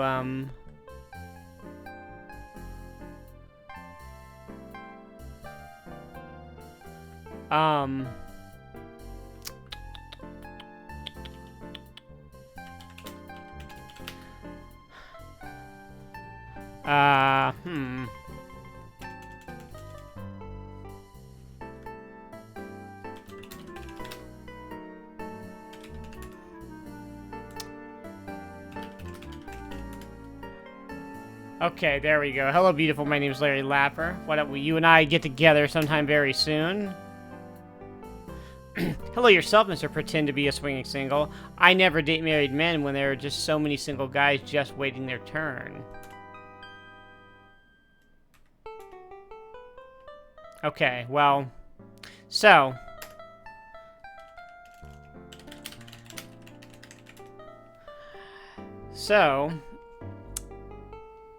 Oh, Larry, you won't get much out of life if you don't go for it. Oops. So she's telling you that there's nothing that, I'm leaving now, Patty. See you later, Larry. So she's telling you, there's nothing this isn't going anywhere until you're divorced. I know you're married. That's what she says, right? So at this point, I think she spawned in there before now, so you could sort of get that hint from her earlier.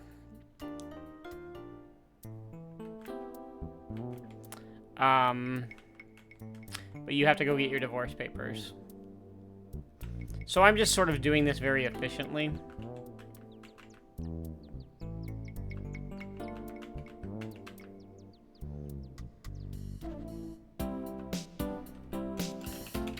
There would be a lot more wandering if I didn't know what I was doing, though. Aren't those divorce papers ready yet, you ask Roger?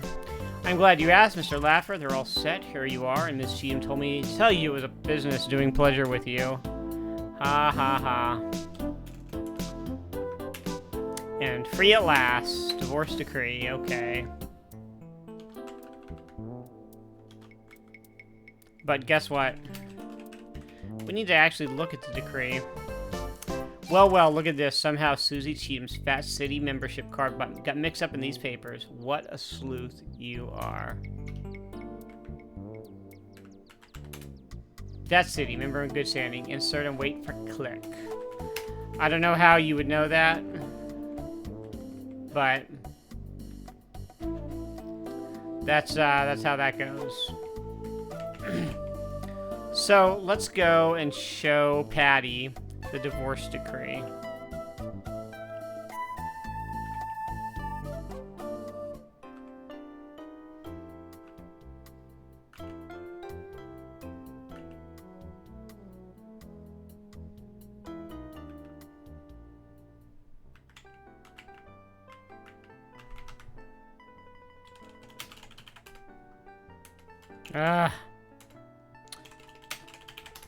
All right. Patti, look, I did it. My divorce is finalized. Here, take it. Frame this thing and mount it here on your piano. Congratulations, Larry. Did I mention earlier how much I love single men? Suddenly, you become a lot more interesting to me. We should get together sometime.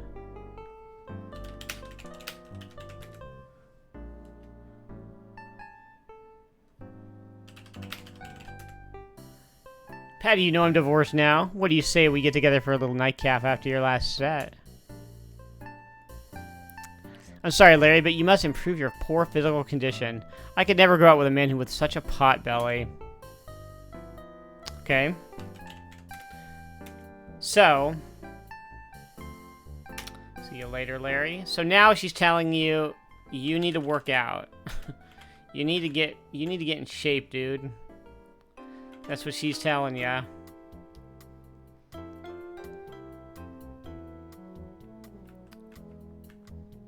So, that being the case,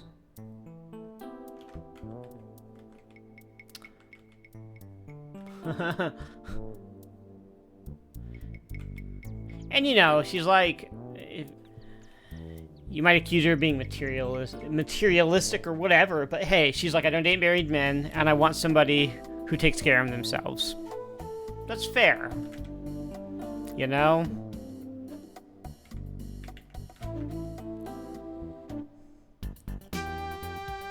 So here we are in Fat City. You're inside the lobby of Fat City, the island's newest and brightest health spa.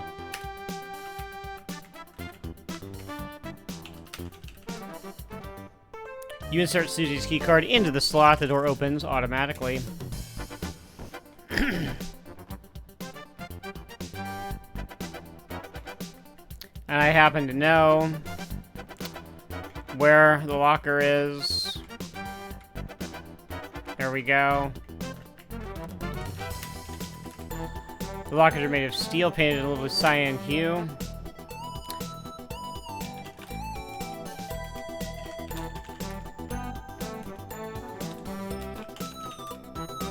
Locker 69, that's what it is. And the way that you know that is this. Look at this. Susie wrote her locker number plus some words on the back of her spa key card. Okay. Closer examination reveals the words to be Dewey, Cheatham, and Howe, Island Office and Voodoo Supply, and Witch Doctor Appearance Center. Now, what could that mean? Why would Susie scribble the names of None Tonight businesses on the back of her spa membership key card? I think it's garbage that you would be asked to turn over the card, not really realizing that you need to do that. But we're gonna go back to this.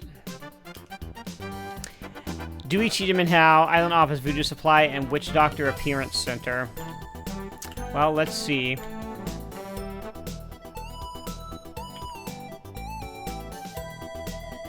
What we're doing is we are looking for the relevant businesses in this in the manual. Okay. Island Office and Voodoo Supply. That's 13. And that's the second one. Right?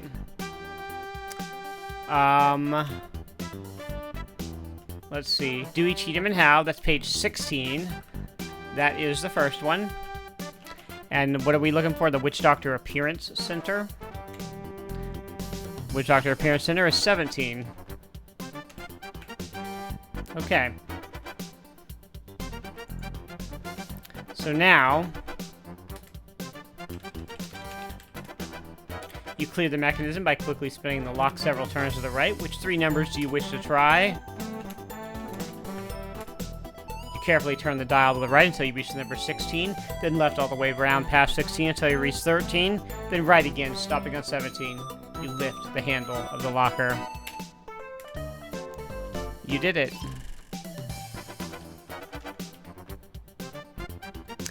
And so that's how you figure that one out.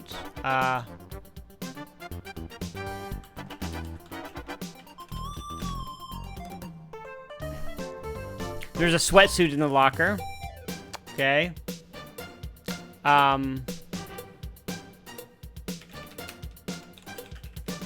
Close the locker.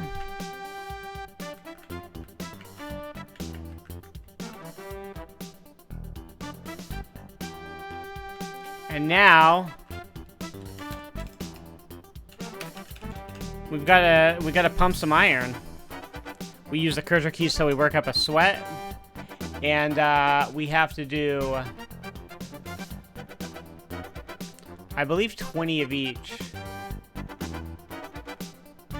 This is another timer issue in the game where the faster processors at the time would require more cycles. So if you were using a faster machine, you would be doing like 4,000 of these or something. Ugh. So we just pump our iron here.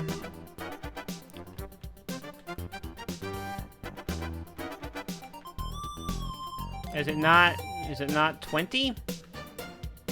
No? Okay, 25.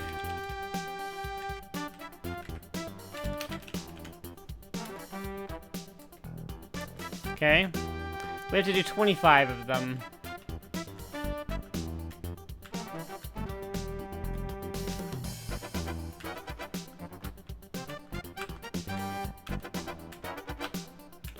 So yeah, this is fun gameplay. As you can see, it's just, it's really great.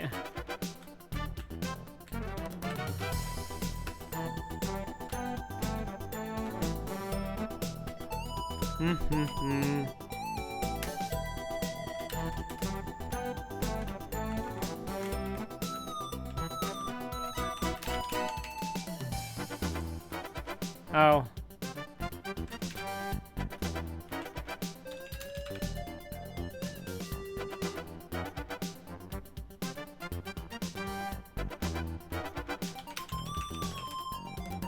No?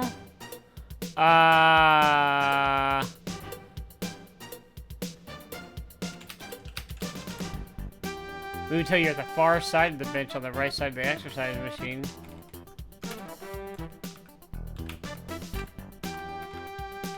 Okay, there we go.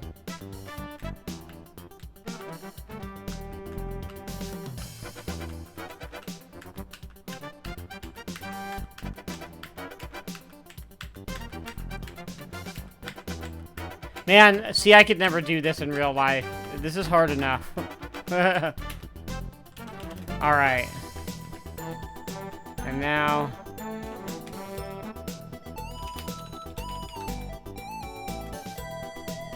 No? Can I not do, like... Okay. Alright. Ugh. Last one.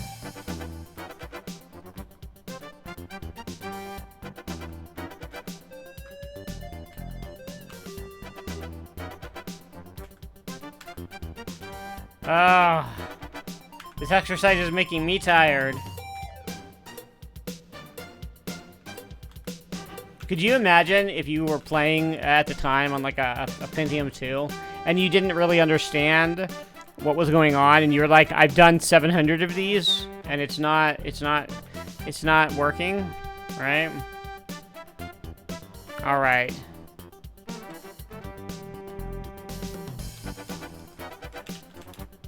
Alright.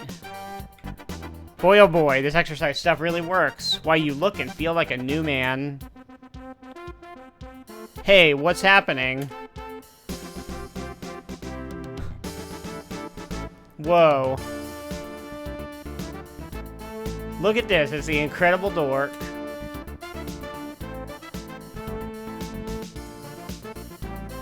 There they are, the Pulsating Pectorals. You could learn to like this. Look at this. This Incredible Hulk. Maybe you could enter one of those contests.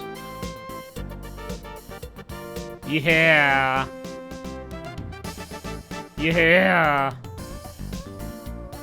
Look at these muscly arms. Oops, your new body has sprung a leak. Oh well. Who'd want to be that pumped up anyway? At least you're no longer overweight. Why, just take a look at yourself. That gut of yours is gone, and just look at those muscles. What a hunk. Look at that.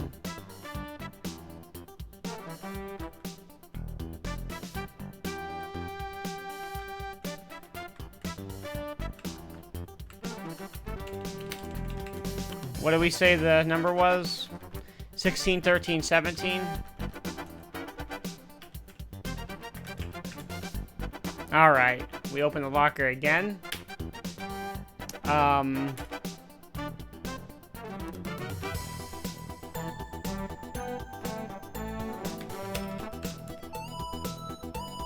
Alright. You carefully tie the beach towel around your waist, leaving your leisure suit in the locker with the sweatsuit. Now we want to go in the shower. Oops. You hang your towel just outside the shower room where you'll be able to reach it easily upon exit. And of course, in this scene, in the higher filth levels, that is not censored. Whoops. Alright.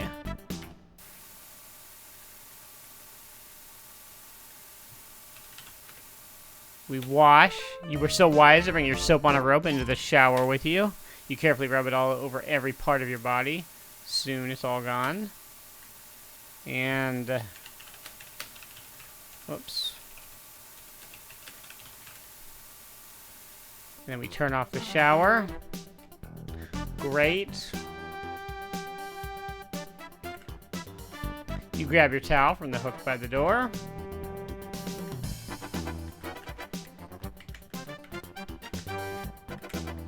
He is still pretty jacked, even if he doesn't look like some cartoon Arnold Schwarzenegger. Let's see, alright. You want to dry off. You carefully dry every tiny pore to prevent chafing. And I should just look in the locker just to show you. There's a photo of a scantily clad Tom Selleck, some spray deodorant, your leisure suit, and a set of women's sweats. Oops. Oh man, I just misspelled that. We use the deodorant. You spray on some deodorant and return the can to the locker. And then we put the leisure suit back on. You return to your leader suit, once again ready to face the world of women. And there we go. Ah!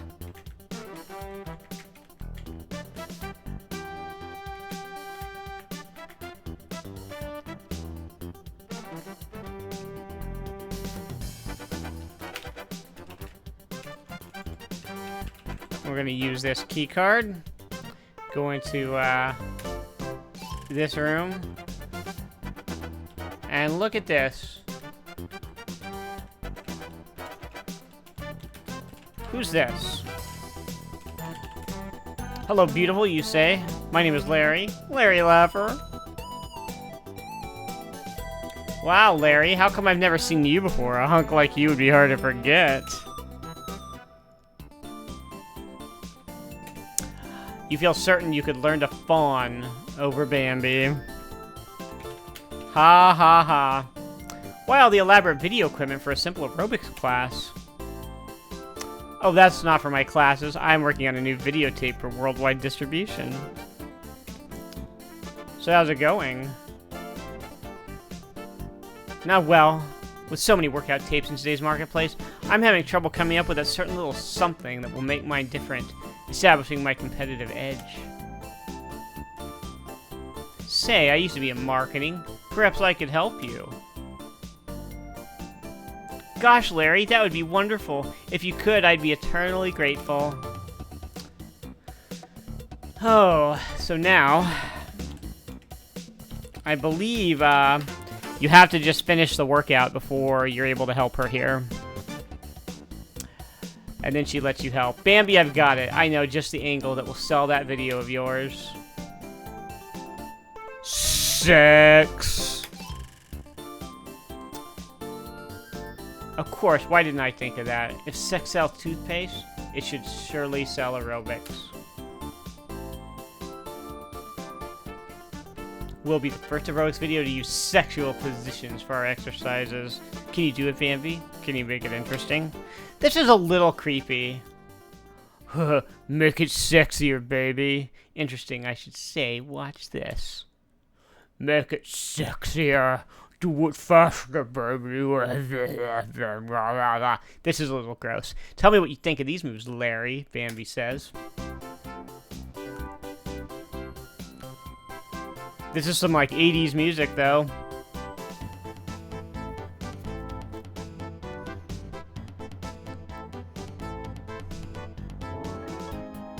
I feel like this isn't really anything different from any other aerobics video. Look at this. He's like, it needs more. Keep it going, baby. You're getting there, baby.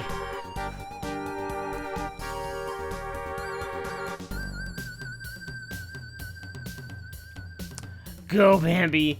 Go. Here's a little move that could put us over the top, Bambi yells.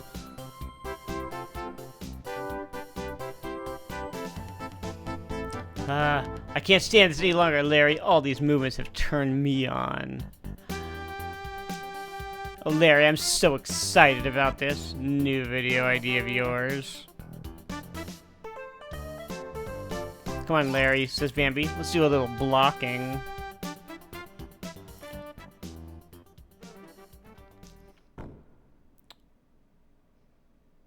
Here's a nice quiet spot where I'm sure we won't be disturbed. This little tanning machine has been broken since the late 80s. It is the late 80s.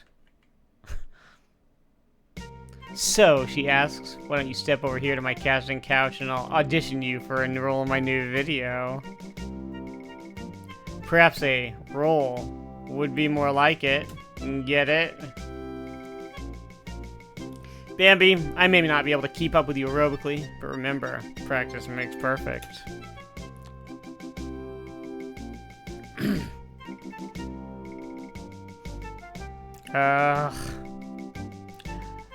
You know, Larry, no pain, no gain.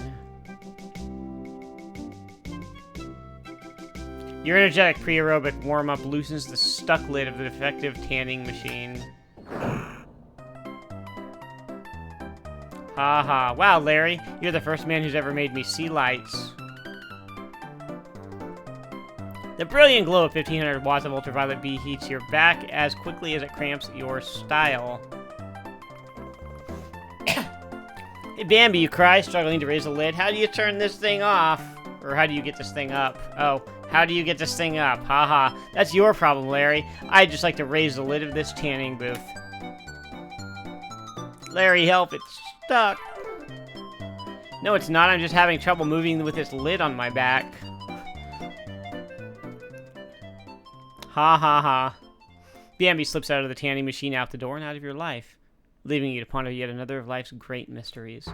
Why is it so damned hard to get an even tan in a machine? Well, what a fun thing. I don't know.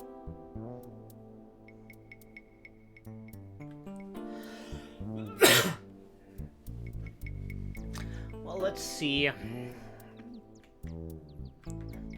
I happen to know right now that I need to go in this cave, and I need to save my game. See if I can do this without dying. Nope.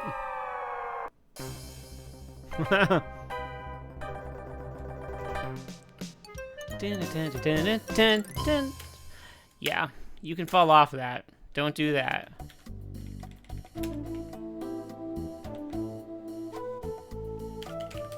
I want to get these flowers. You pluck a few fresh orchids from the walls of the crevice. Put the speed back. And now...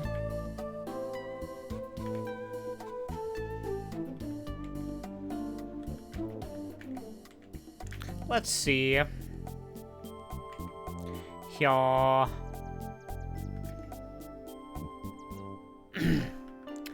Now that I'm all hot and fit, I wonder if Passionate Patti will give me the time of day.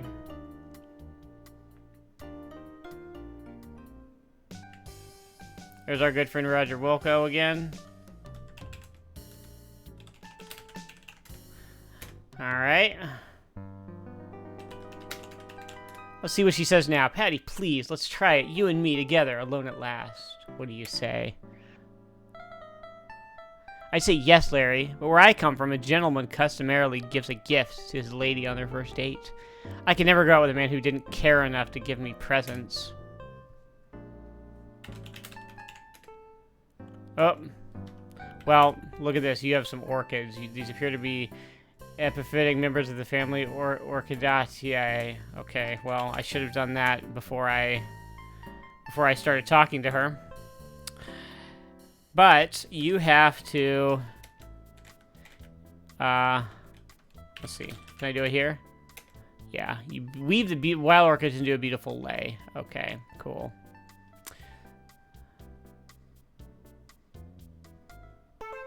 Welcome to the islands, Mr. Laffer. A quick lei. Everybody doesn't like something, but nobody doesn't like a good lei. Okay, ha ha ha ha. Ha ha, good joke. Real funny joke. Oy, okay. Now we give her the lei. Patti, please wear my lei tonight for me alone. Oh, Larry, thank you. You're such a charmer. I'm ready. What do you want to do?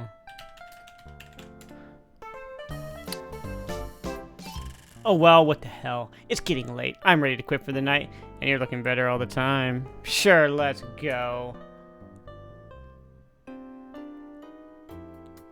Here, Larry, take the key to my suite, says Patti. I'll slip out the back way and use the service elevator. Just wait a few minutes before you come upstairs, as I'd like to slip into something more comfortable. Like your flowers. Oh, remember, Larry, I refuse to make love to a man without something to drink first, she says over her shoulder. No offense, of course. None taken, you suppose. Well. Now I have to go find some wine.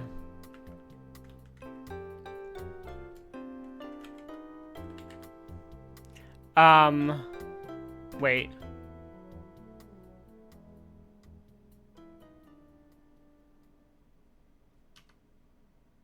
No.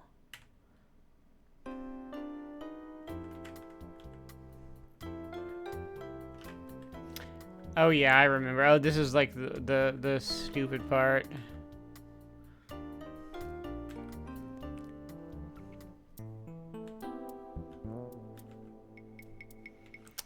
Well, before I do that, I just wanted to check to see if this part was, oops, required. But you can get a suntan down here. I guess it's not required. Tropical sun warms you all over. You know, a guy could get a nice suntan here. Your tan now looks marvelous. Alright, there we go. Okay. I thought that was one of her, like, kind of conditions of, like, oh, you need to have a nice tan, but I guess that's just optional.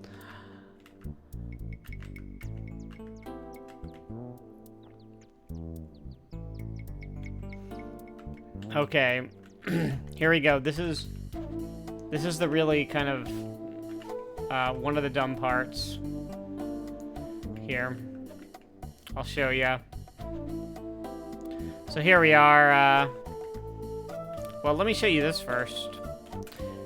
You're outside of the world-famous comedy hut, the fast food of comedy clubs. They appear to be open. What's back here, though? A dangerous cliff lies beside this ledge. A bamboo thicket is in the distance. There's nothing before you but limitless jungle. There's no need for a guy like you to lose himself in that forsaken wilderness. You better head back to the bright lights of the city, Larry. So you can't go back there, but that is an important plot point for later. So now we want some wine, right? So now, oh boy, here we go. Oh, hey, wait. Look at this down here. Sitting at this table are Bill Skirvin and Al Lowe, deep in an esoteric discussion about 3D animated graphic adventure game design. Look at this. It's Al Lowe.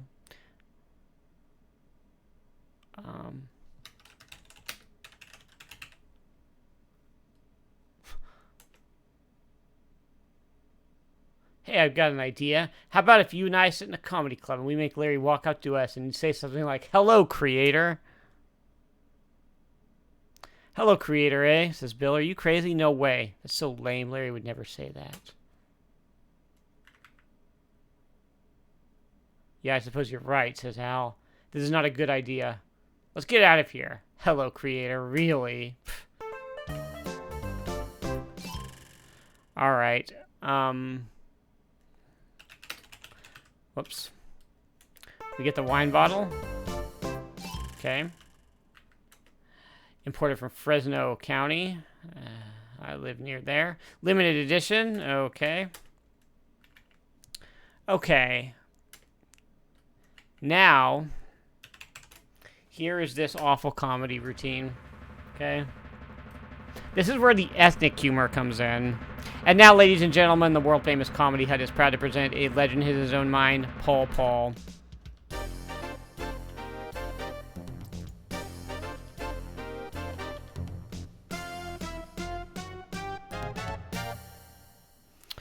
Hi. Good evening, ladies and germs, says Paul, always the snappy starter. Okay, folks, we're going to try something different tonight. Tell me the name of your 3 favorite ethnic groups. It doesn't matter to me what you choose. I've got enough jokes to insult anyone. So we're going to go with Wikipedian, Sarian, the aliens from Space Quest, and droids. You know, they're not even people. Thank you, he says. A droid man walked into a bar with a pig under his arm. The bartender said, "Did you win him in a raffle?" And the pig replied, "Yep." Okay. A 70-year-old man was in his doctor's office, sobbing uncontrollably. "Doc, you've got to help me. I just recently married a 21-year-old gorgeous girl, built like a brick shipyard, and all she wants to do all day long is have sex with me." The doctor replies, "Some problem. So why do you need my help? I can't remember where I live. Ha ho ho ho. Hilarious. Have you tried that new Jewish-Japanese restaurant yet? It's called Oh god, that's so bad. That's so terrible. And can I put any words in there? Yes, I can put any as long as it fits within the text box. Yes, it accepts anything. Do you know how to tell the groom at a Wikipedian wedding? He's the one with the clean bowling shirt. Oh, those Wikipedians. How do you sink a droid battleship? Put it in water. Actually, well, that probably is true because droids, I mean, they're electronic. You throw a bunch of water on them, they'll probably short out. What is 2 hours of begging? Droid foreplay. Oh. A young lumberjack had a terrible accident with a chainsaw and went to the doctor's office for stitches. As the doctor began to apply an anesthetic, the lumberjack just laughed. "Doc, I won't be needing any painkillers for a little old wound like this." The doctor replied, "Son, this is going to hurt a lot. Are you sure?" "Of course I'm sure," said the lumberjack. "Why, my entire life I've only felt pain twice. Once when I squatted down to relieve myself in the woods and got my testicles caught in a bear trap." The doctor cried, "My God, that's terrible. What was the second time?" "When I reached the end of that chain." Ah. Did I tell you about the one with the Syrian guy who was messing around with his sister-in-law? He really had it in for his brother.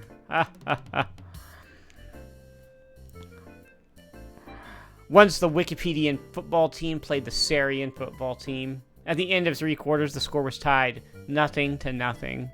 Just then a train went by. The Wikipedia team heard the whistle, thought the game was over, and went home. 6 plays later, the Syrian team scored. Yes, Space Quest reference because that's the name I typed in for one of the ethnic groups. You specify 3 ethnic groups here, and one of them I specified was Syrian. So you could specify whatever you want. What's the difference between 2 terrorists and 2 Syrian women with PMS? You could negotiate with the terrorists. That's true. The Syrians actually did steal the star generator and try to blow up Xenon, and, you know. A Wikipedian man was so stupid. He studied all weekend for his urine test. Citation needed. Yesterday, I went to the meat department in that new cannibal supermarket down in the beautiful downtown Night Mall. They were running a special on human brains. Wikipedian brains were $4.99 per pound, droid brains were $6.99 per pound, and Syrian brains were $39 per pound. I asked the butcher, if Wikipedian brains are $4.99 a pound, and droid brains are $6.99 per pound, how could Syrian brains be $39? He replied, "Do you know how many Syrian guys we've got to go through to get a pound of brains?" Oh, how do you tell the difference between a dead dog and a dead Syrian laying in the middle of a highway? There's skid marks in front of the dog. That's true. I mean, Syrians are bad guys, though. Didn't you play Space Quest? Do you know the worst thing about being an atheist? You have no one to talk to when you're having an orgasm. Oh, comedy, guys. I gotta remember some of these for the comedy button. Do you know how to recognize the bride at a droid wedding? She's the one with the braided armpit hair. That's just weird on a droid. These 3 guys were stranded together on a desert island. The Syrian guy finds Aladdin's lamp buried in the sand. He says, "I wish I were home," and poof, he vanishes into midair. Well, the droid man grabs the lamp too and says, "I wish I were home too." Poof, he vanishes, leaving the Wikipedian man holding the lamp. The Wikipedian guy says, "Gee, now it's lonely here. I wish they hadn't left me." Ha ha ha ha ha ha. I just learned the difference between oral sex and sushi. It's the rice.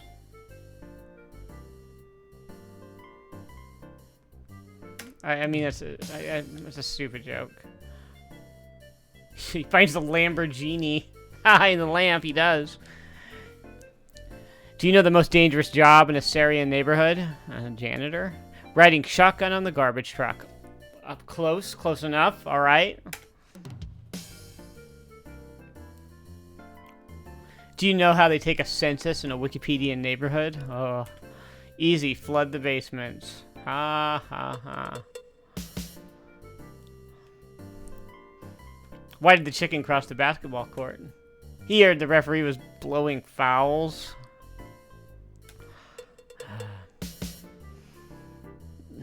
Do you know how to recognize a Wikipedian virgin? I mean, she's the one that can run faster than her brothers. Oh. Oh, that's awful. That's awful. Oh. Did you hear about the Syrian man who was so lazy? He married a pregnant woman.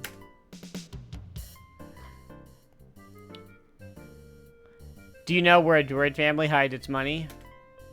Under the soap. Oy. Why did the droid pervert cross the road? Because he was stuck to the back of the chicken.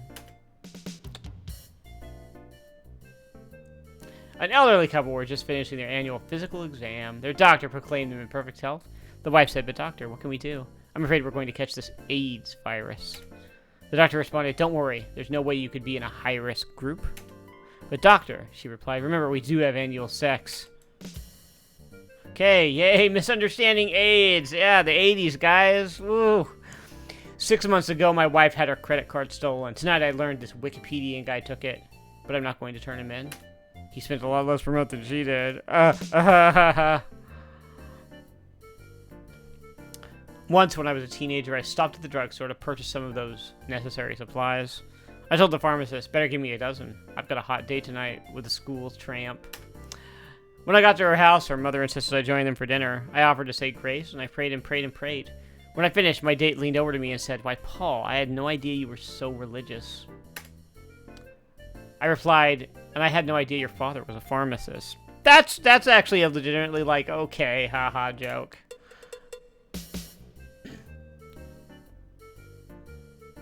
A droid man was talking with a Wikipedian man. "I'm so unlucky. They keep putting restraining bolts on me." The Wikipedian man asks, "Really? Why do you say that?" "Why, just last night that beautiful hunchback girl stood me up. After I bought her flowers, dug the hole and everything."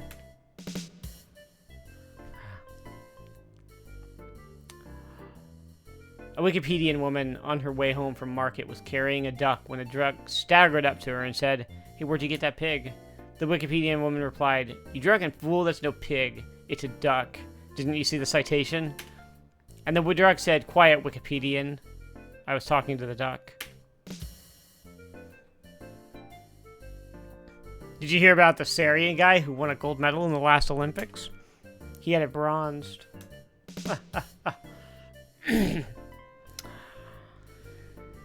Do you know how to get 25 Wikipedian guys in a phone booth?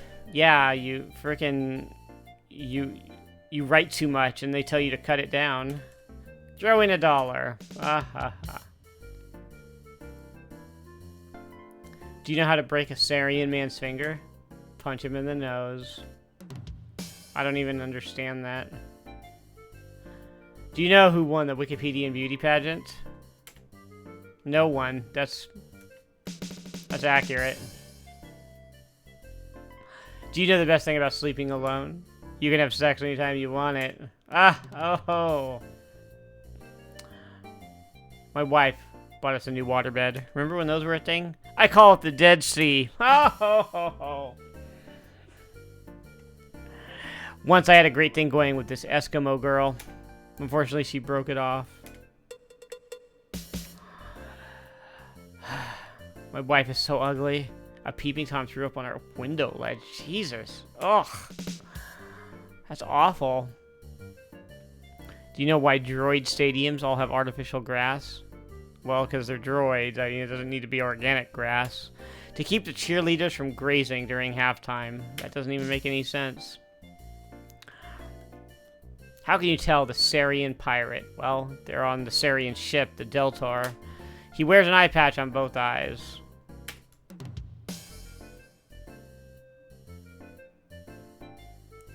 So look, okay, so that's just quite enough of this.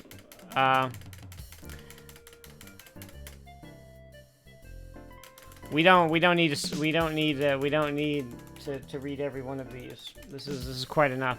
So we get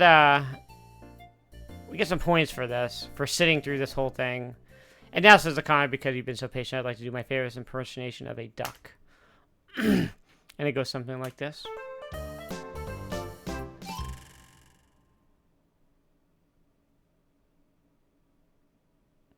Ladies and gentlemen, Paul. Look, he's getting a sitting ovation.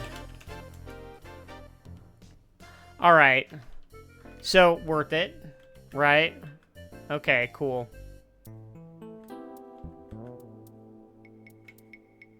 Alright, back to the game.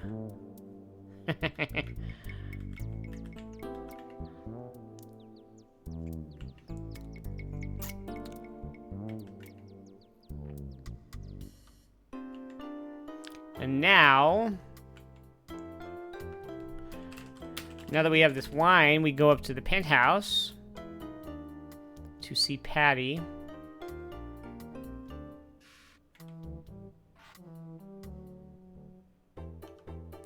Then we have the penthouse key. Hope this key will open more than just her elevator. Press 9. You insert Patti's penthouse key into the 9th floor penthouse access lock and turn it 1/4 turn to the right. Both you and the elevator begin to rise.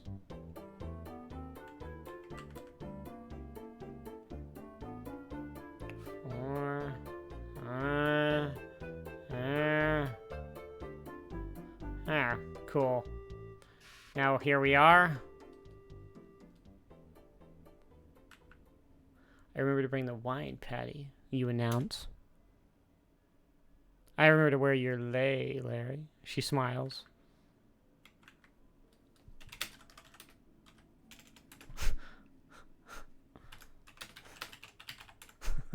I want to see what it'll accept. Sex!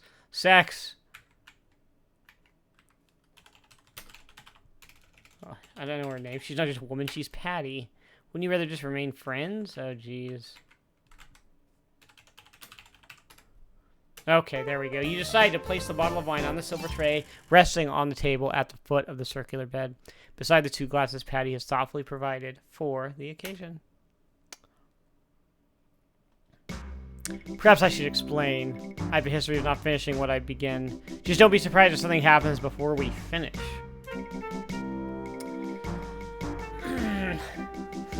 Do sex, yeah. Rest assured, honey, I promise you something will happen. Would you care for a glass of wine?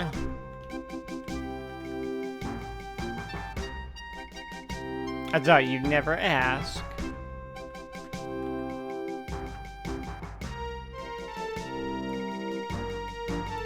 Say when. Right after this drink, Larry. Now we get to do the sex. Yeah.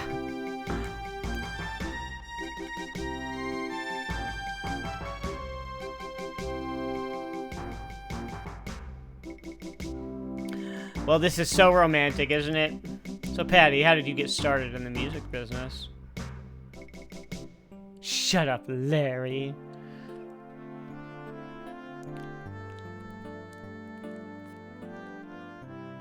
Oh, Patti.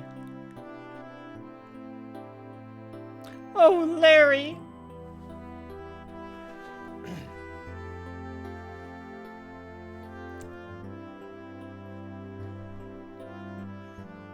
Wherever did you learn to kiss like that? Well, when I was younger, I did play trumpet in a mariachi band.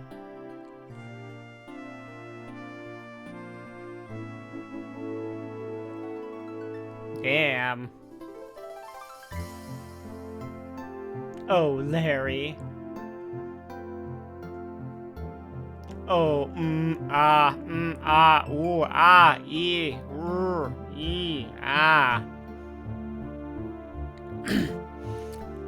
So, you know, I pointed out...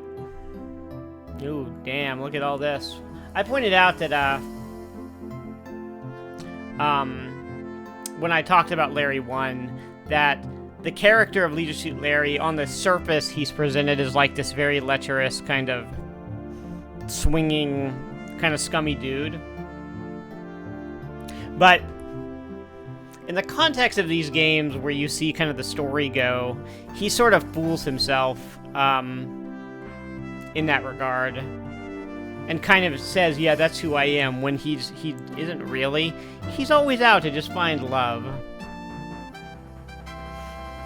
He's not out to just be some swinging guy, ultimately. He wants to find the one. I'm shocked it doesn't censor this. Look at that, it's the pulsating pectorals.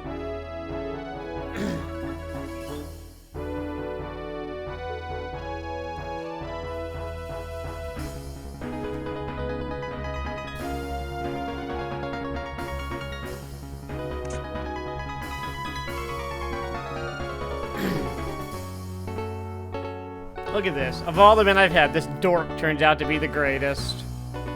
See? The nerds rule.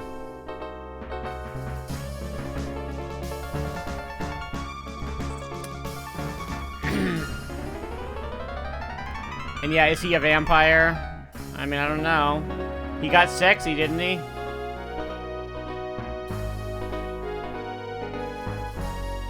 He worked out, got himself a tan. You know. As Patti drifts off to sleep, you realize this is one woman who deserves her nickname.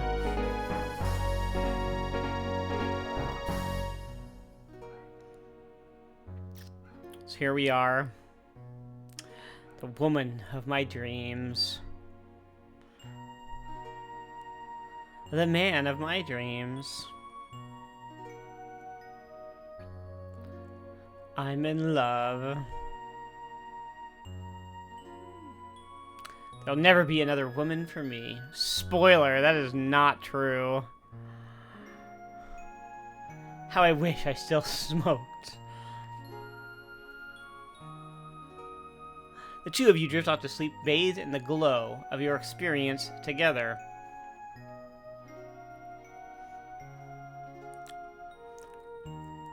That settles it. From now on, it's Larry Laffer forever. Tomorrow, I must call my boyfriend and tell him I'm breaking off our relationship for good. Sorry, Arnold.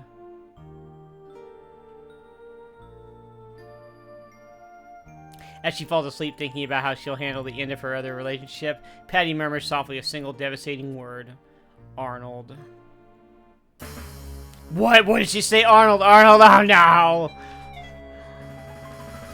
I thought she felt something. I know I felt it during the best sexual experience of my life. She was thinking of another man. I'm so stupid. By now I should have learned. Some men have a way with women and some men don't.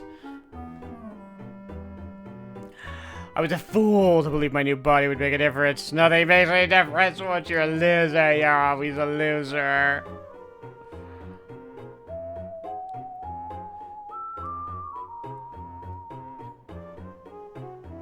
I give up. I've had it with women. It's just not worth it. I'm going where no woman will ever frustrate me again.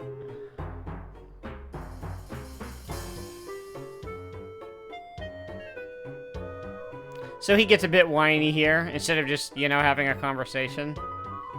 Conversation could have fixed this, you know. Just saying.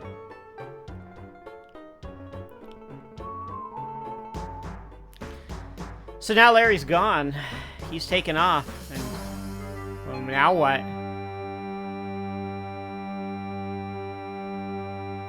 Uh-oh. He's gone. What happened? Where could he be? Oh no! I finally meet the man of my dreams and now he vanishes into thin air. Now, what will I do? Well, there's always Arnold. Arnold the Terminator. Where is he? Arnoid the Annihilator. back from his journey assassinating people who stole from the Gypazoid Novelty Company. Where could he go at this time of night? Oh no. Why would he leave? Am I blind? How could I let him slip through my fingers?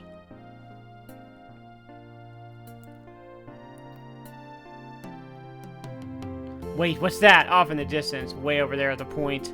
Was that a flash of white polyester?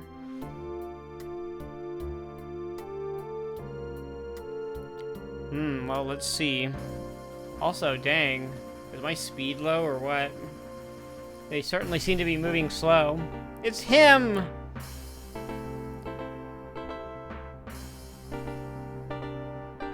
But where is he going? There's nothing that way but uncharted bamboo forest. And that was the bamboo forest I showed you guys earlier.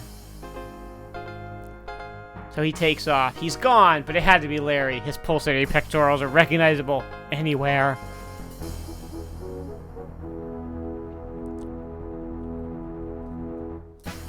Suddenly, everything seems so obvious, so simple. I must give up everything and find my man. I know my quest, to find Larry Laffer. That's certainly a quick conclusion she jumps to.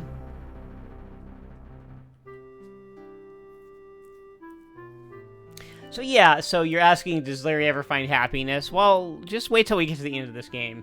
And Larry would end up being an incel after a while. They managed to, like, kind of avoid that. He always... This is, like, the most, like, frustrated he gets. But, like, usually when some silly situation happens with a woman, he picks himself up, dusts himself off, and is like, well, this didn't work out, I'll move on, right? That's sort of the charm of the character, I think. You know, when he's painted as, like, this awful... You know, the popular image of him is just like this sex fiend, but like he's not.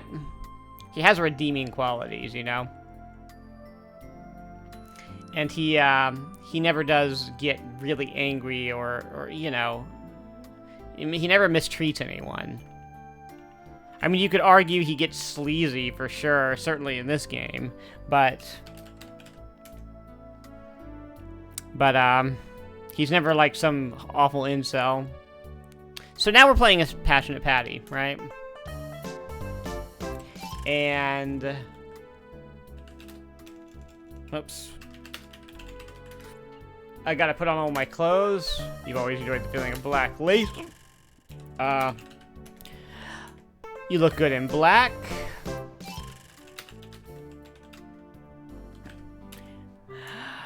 You got legs and the dress. You slide your dress over the screen and drop the sheet on the floor. So now we're dressed. And I've got all these clothing items, which will become important later. Okay?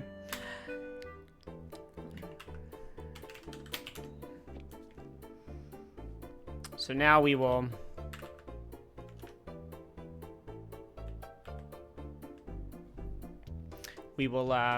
go downstairs. Wear fake mustache. So let's see. First of all, before I do anything... Actually, let me check my speed. Yes, speed's still the fastest.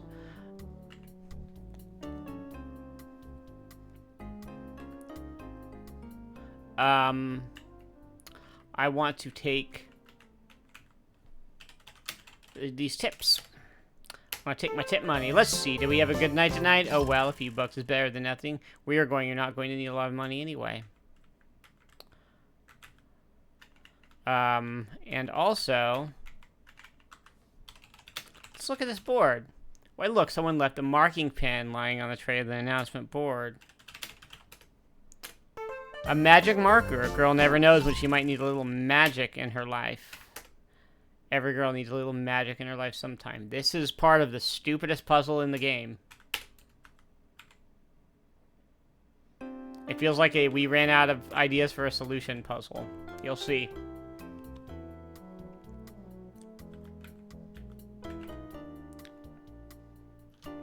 And also, this bottle is an empty bottle.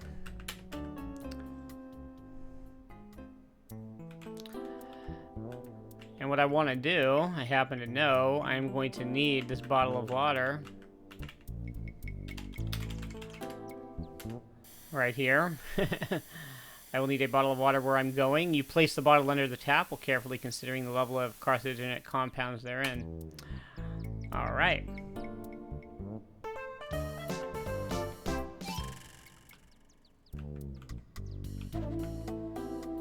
And now it's time to go find Larry. Where are you, Larry? Whoops. Over here. Look at this. Chip and Dale's is open at last. A familiar face waits near the door. Hello, sir, you say to the doorman. Could you give me some information about the show inside? The Major D responds, tonight's show is offered at the special low rate of only $25. Of course, with tax, that will come to $42.95 exactly.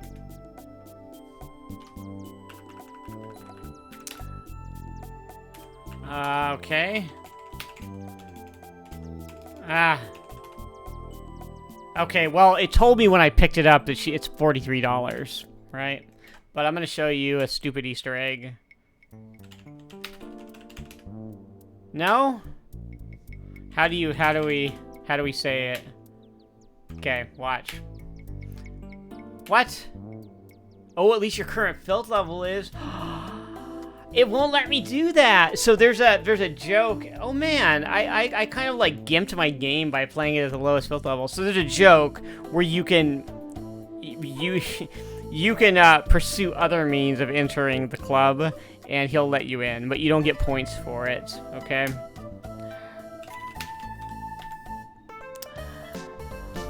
Here's all the money I have in the world, you say to the doorman. Boy, what luck. I just happen to have $43 in tips. Why, thank you very much, ma'am. I know you'll enjoy the show. Alright.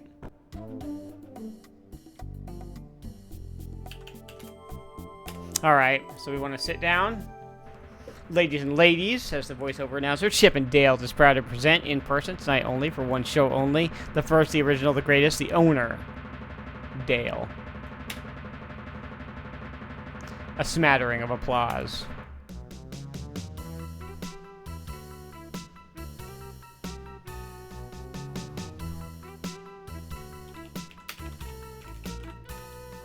He looks exactly like a young Tom Jones. The women here are going wild. The men look terminally bored. Oh, look at that. He's throwing clothes. Oh.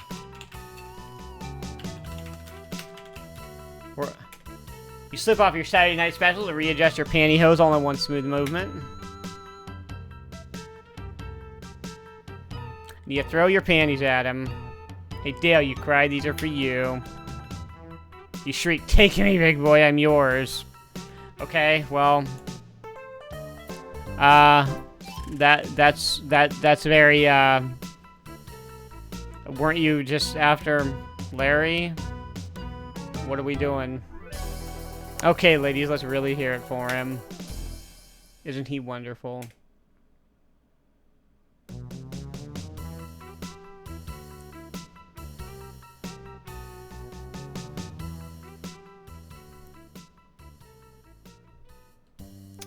Alright. Well. What a show that was. Look, it's him, it's Dale. We are walking through the audience. Wow, the men look terminally bored. Da-da-da-da. Oops. You talk to him? Oh, Dale, you coo. Would you like to join me? Hey, that was you threw that lovely little pair of panties at me, wasn't it? Asked Dale. You look lonely. Would you like a little company?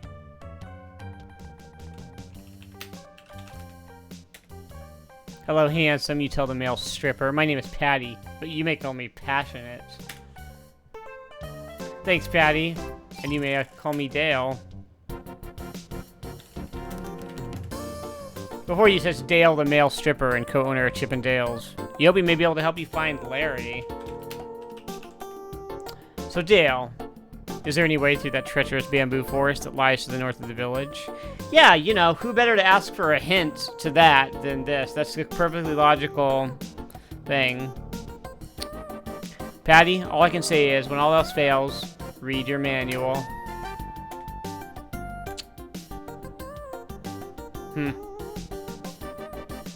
Okay.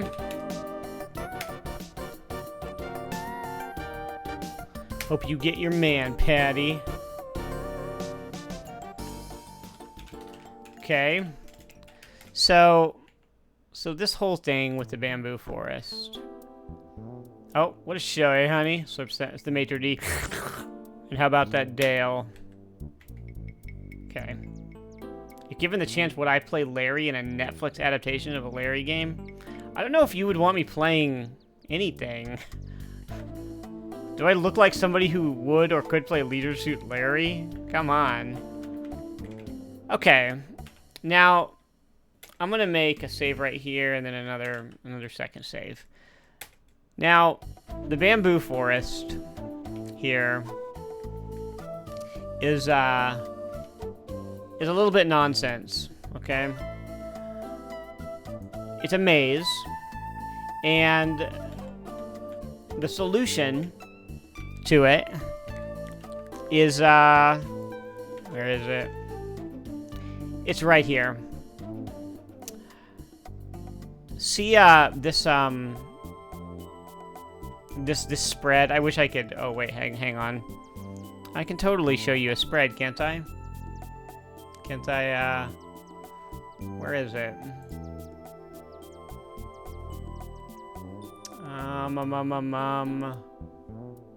Can we do 2 pages? Yeah, okay.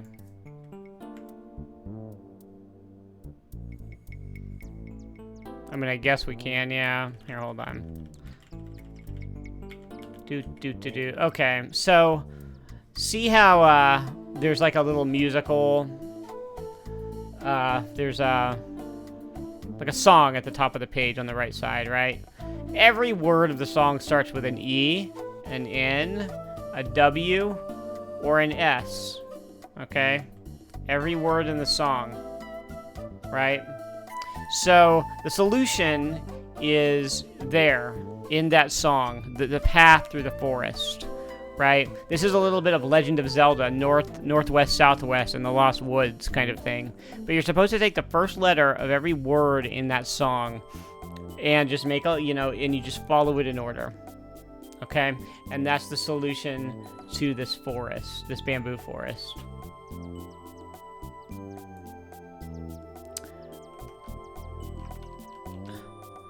So, here we go.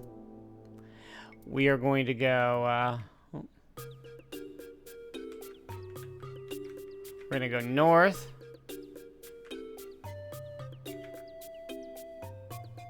Oh my god. And we're going to go north again. And we're going to go east. And north. Boy, I could use a good belt about now, you think to yourself. She needs her water. We're gonna go west.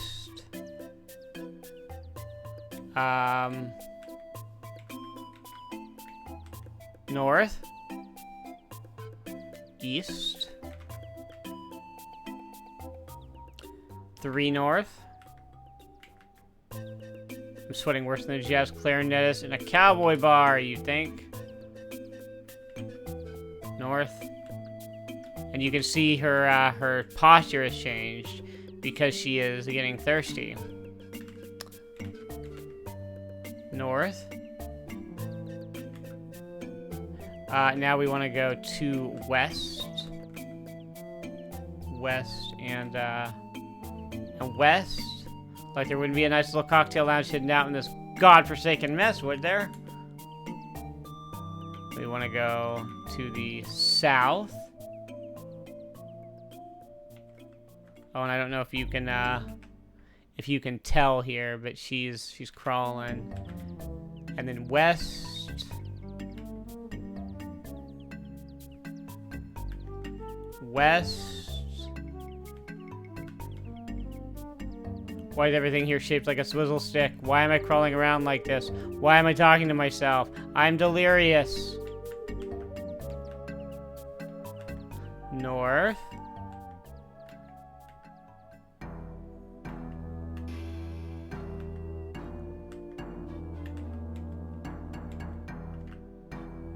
You're feeling very tired and thirsty. You have almost no energy left. As you take leave of your withered, dehydrated body, you wonder if this is what it's like to play Cleveland. And, yeah, you die if you don't drink the water. Patti, you really must start packing more sensibly when you take these little outings of yours.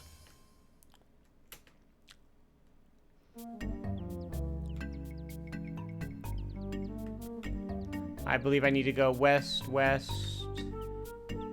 Here. Let's see. Drink the water. You briefly consider a conservative rationing plan for your precious water. Oh, what the hell? Instead, you chug-a-lug the entire liter. Boy, you didn't realize how thirsty you really were. Blindly celebrating your thirst-crazed delirium, you throw the now empty wine bottle far out into the bamboo thicket in protest of bottle bill laws everywhere. Alright, there we go. And we go north. Ah. North again. West. And then I believe one more north and I should be finished. And yeah, this is very much the Lost Woods, like I said. You did it! Alright.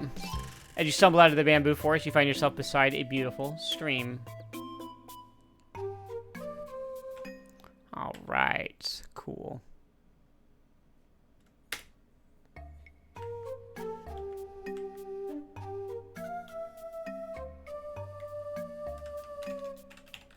Want to drink some water from the stream? Oh my god. There we go. You find the stream's water remarkably refreshing without a trace of caffeine. And can I die here? Yep, I sure can.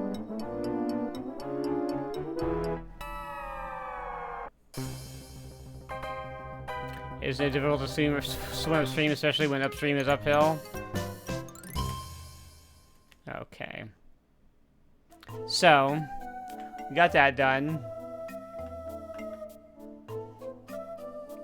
And then up here, we need to find a way to get down that cliff, right? You're near the edge of a dramatic cliff. The river beside you hurls itself over the edge, forming a spectacular waterfall and disappearing into the canyon below. It's a long way down from here. Evidently, the bamboo forest was all uphill, as you are now considerably higher in altitude. The rock near you has a cylindrical top, strongly resembling a boat tie down. Well,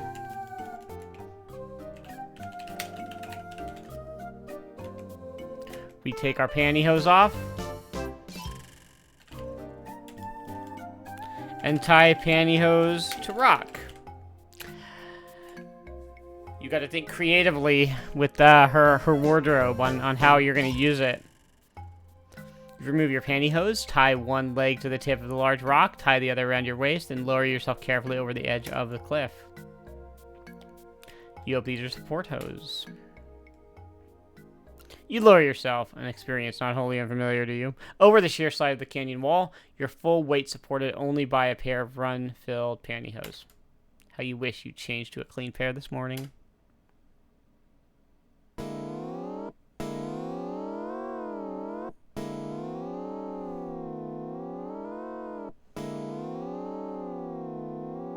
Oh no, your pantyhose broke!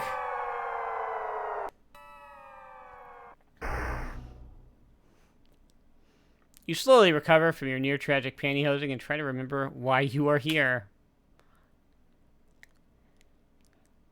Of course, it's Larry you're seeking. You bring yourself back to your feet, ready to again resume your quest for the man of your dreams. Well, Is my speed still good? Okay. Your 3-point landing has left you upon a small ledge projecting from the face of the cliff. All around you are plants with unusually shaped leaves. Dr. Nanuki, the evil genius that your Leisure Suit Larry defeated in looking for love in several wrong places, planted this garden many years ago. He must have used a helicopter for harvesting.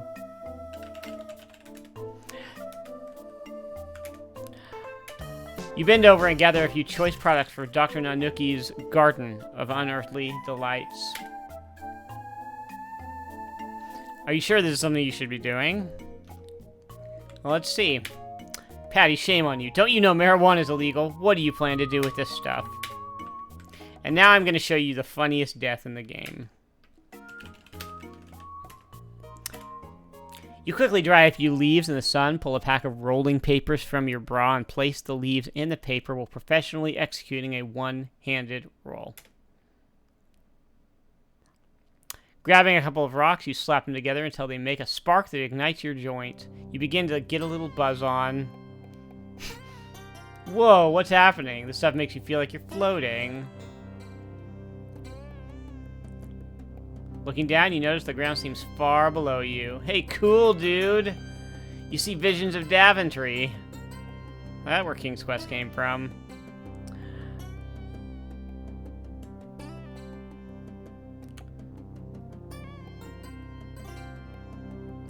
Oh, bogus. Is this stuff really wearing off? Jiminy Jiminy. Remember, Patti, next time just say no. Well, that's what happens when you do drugs, you know. Okay, so what you should do, because, you know, hemp is make a rope. Cleverly remembering that an original legal use of marijuana was in the manufacture of hemp rope, you take the marijuana you harvested and carefully weave it into a rope. Fortunately, you picked enough so your rope is just slightly longer than the distance across that chasm. I would like to see someone take a bunch of pot leaves and weave them by hand into a rope. Like, so, like that seems like that's a skill you need to have. Like, it doesn't seem like you could just be like, oh yeah, I got a rope now. Alright, so now I have, a rope. In other words, our little Muhammad Ali has made her own dope a rope. Aren't you the clever one? But now that you have a rope long enough to reach across the canyon, whatever will you do with it? Well,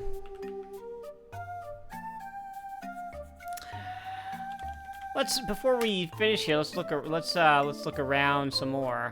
Well, all it tells me is about the leaves. But hey, look at this tree. Looking up under the fronds, you can see that these are coconut palms. You wrap your slender thighs tightly around the long cylindrical trunk. You gotta get some coconuts. That's important. Reaching beneath the palm tree's frond kilt, you grab a pair of the large brown, hairy nuts. Okay. And now, you want to throw the rope to the rock? Oh god, move a little closer to the edge. Whew.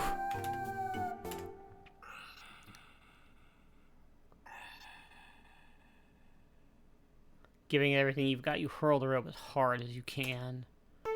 You did it! You lassoed the rock on the far side of the canyon.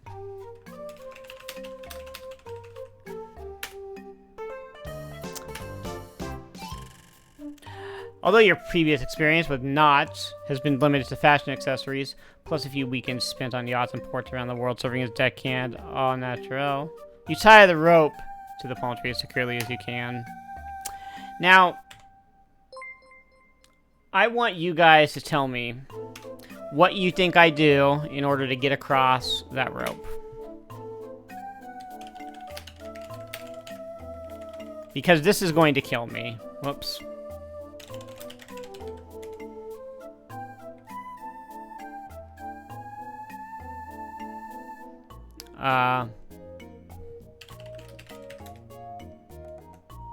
Thank you for the subscription, Timmy Time Bomb. Okay. So, you wrap your long, delicate pianist fingers and your long, delicate pianist legs around your handmade rope, squeezing your legs tightly together, an experience wholly unfamiliar to you. You move out over the canyon. Okay. Well, isn't this another fine mess you've gotten us into? Now you're hanging by your hands and knees from a rope woven from marijuana stems suspended high above a tremendously deep chasm. Your hands rapidly tire from holding your body's full weight on the rope. Your legs are becoming fatigued. You wonder how long you will be able to continue. Okay, so if you just try to shimmy around, if you only had some way to secure yourself to the rope, your hands have certain skills, but rope grasping is not one of them. So, remember Christopher Reeves, Jesus. So how would you guess you get across here? I have coconuts. At last you have a pair of nuts. Magic marker. Every girl needs a little magic in her life sometime. It's not the magic marker, by the way. Didn't you write off this dress as a business expense? Frederick's, of course, gold. Bra. And there's the key to your penthouse. What do you think you do?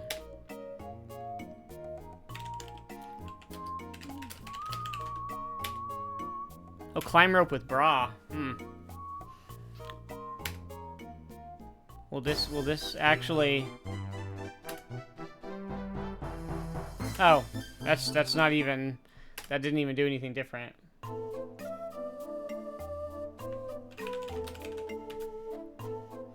Oh, I can't remove my bra now. Well, I'll tell you what it is. I have to rip my dress. Good idea, Patty. You discreetly remove approximately 8 inches from the hem of your dress, just enough so when you climb on your rope, you'll have a safety harness for security. So now, before climbing onto the rope, you slip into your safety harness. Will it be strong enough to hold you?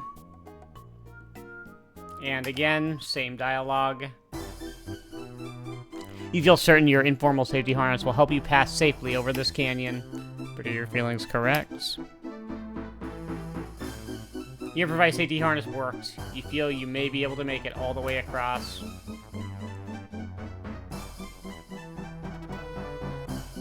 And there we go. You did it, Patty! But now you wonder if there was something you forgot before you left. Of course, you could always take the rope back again. Patty, you're not around. The fallen tree came loose. Now there's no way for you to turn back. Oh, darn. Well.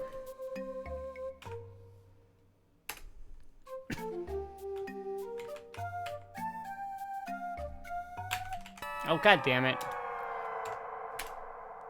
I need to turn my speed down before I walk.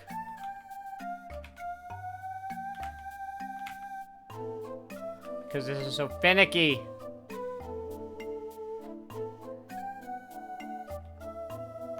Okay, here we go.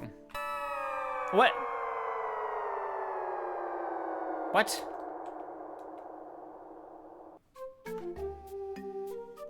Did I just... What did I just do? Did I just walk off the top of the screen? I was looking down at my keys.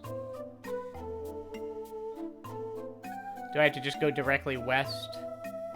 Maybe don't go near the top there. Okay.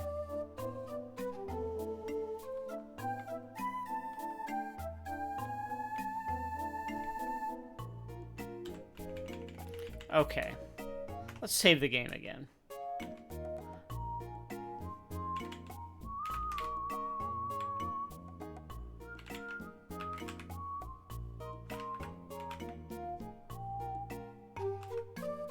Okay. Well, let's see. In the distance, a river runs downhill. You expected maybe uphill? Yeah, okay. Well, everything's great now. Look out! Oh. A feral pig murdered me. From the looks of things, Patty. That's all, folks. Okay. Are you sure Oscar Mayer started like this? Yeah, okay. Busted flat again. You were right, though. Coconuts. Coconut bra. I feel like that is a bit of a garbage death because you kind of have to die to learn there's a danger. That feels better. Good idea, Patty. You're now holding a bra containing a pair of heavy coconuts. Now what?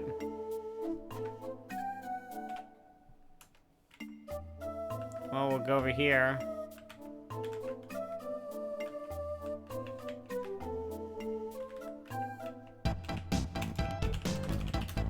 And of course, throw bra at pig.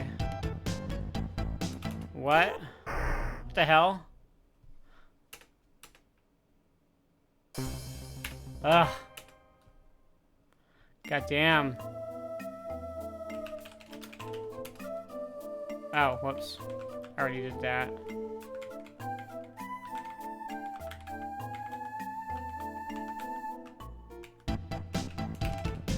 Alright. There we go.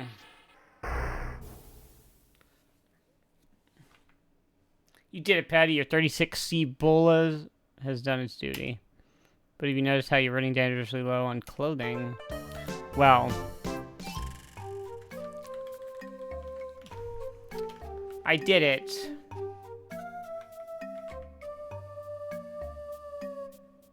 Alright, and now, let's see. I have to, like...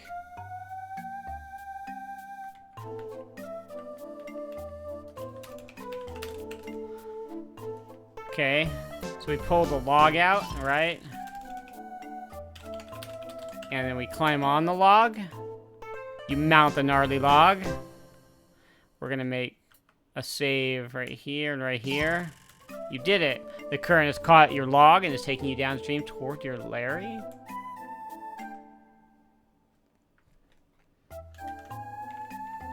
Let's see if I can do this arcade sequence. Press F8 to bypass the next scene. I might just do that. Oh, yeah.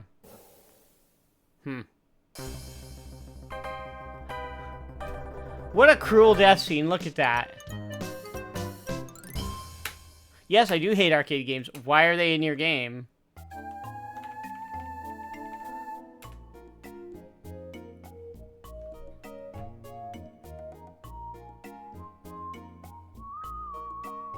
Press A to bypass next scene, okay. Let's just do this.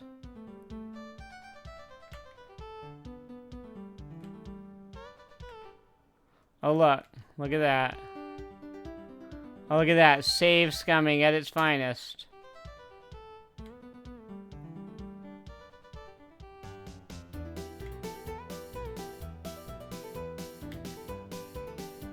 Ugh. So yeah, I don't want to do this.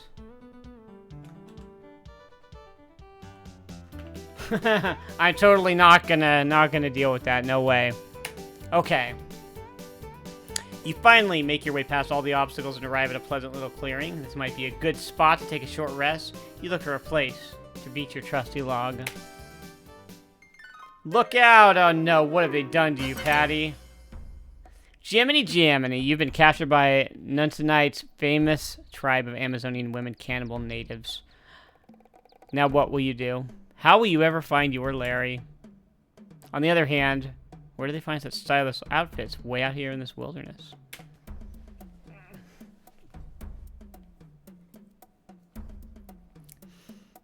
Kind of looks like how Nuntanite looked before Larry got here. Knocked unconscious, securely wrapped in the Amazonian woman cannibal's net, you hang over her shoulder like a sack of potatoes in an army mess.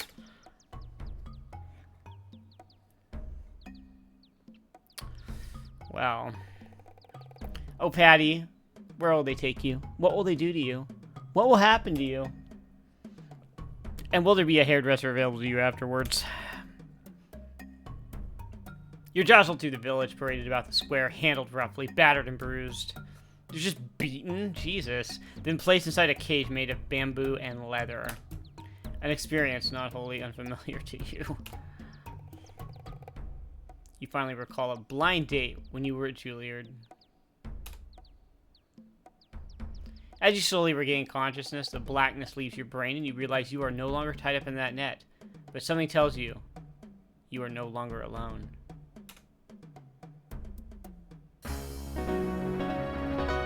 Oh, look at that! How did Larry get here? He's not that smart. How did he not die? Oh, Larry, I miss you so. Oh, Patty, I miss you so. Oh, it's beautiful. Oh, Larry, I just couldn't believe you left. You can't believe how it felt to finally found a perfect match and then have you disappear into thin air. I awakened to an empty bed, rushed to the balcony, and saw you disappear through the horrible bamboo forest. So I started out after you, and I found you. We're together again at last, and this time to stay. But tell me, Larry, why did you go? Whatever caused you to leave like that? You did, Patty. After the most fantastic night of my life, just as I was drifting away into a blissful sleep, I heard you murmur one word, Arnold. Why, Patty? If I'm so special, why would you speak someone else's name? Weren't you thinking of him when we made love? Oh, Larry, you wonderful, fragile fool! I was thinking of him because I was trying to figure out how to tell him I was going to leave him for you. Patty, I'm a fool. But what's the difference? At last we understand. We both feel the same for each other. We'll be together for the rest of our lives. Spoiler, no they won't. Speaking of which, you did come here to rescue me, didn't you? You do have some sort of plan, don't you? You didn't travel all this way just so you could join me for dinner in their stomachs, did you? Well, just a minute, you stall. I'm sure I'll think of something. You better think fast, Larry responds. I think these gals have got something cooking, and it's gonna be us. Alright. How do I solve this one? Gee, what's the solution to this puzzle? How would we get out of here? I have a key address and magic marker. What do I do? How do I get out of here?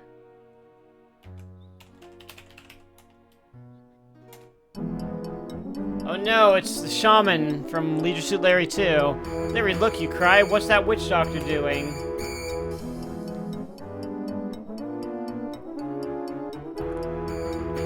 That's it, we're finished.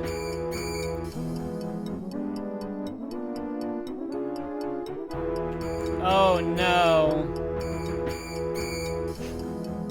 Draw mustache. Sometimes you must fight magic with magic.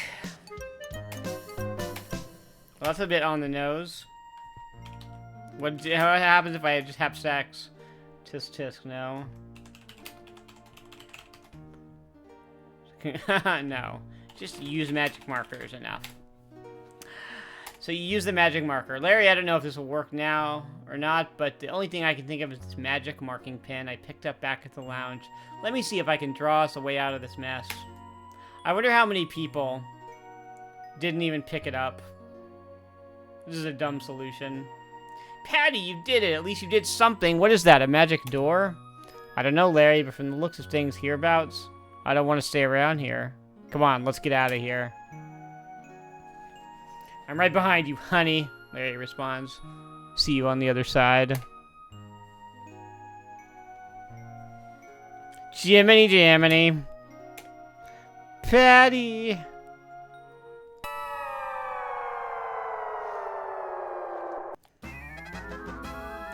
So here we go. Falling through time and space. Jiminy Jaminy, I'm falling. Larry, what happened?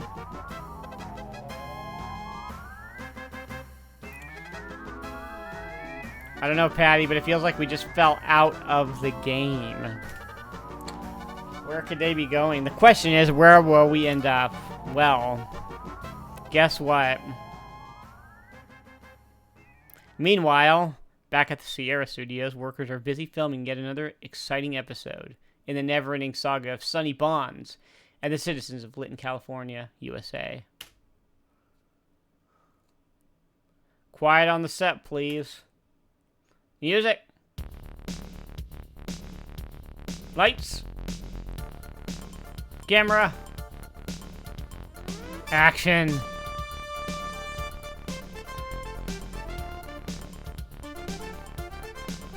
Remember this rad soundtrack?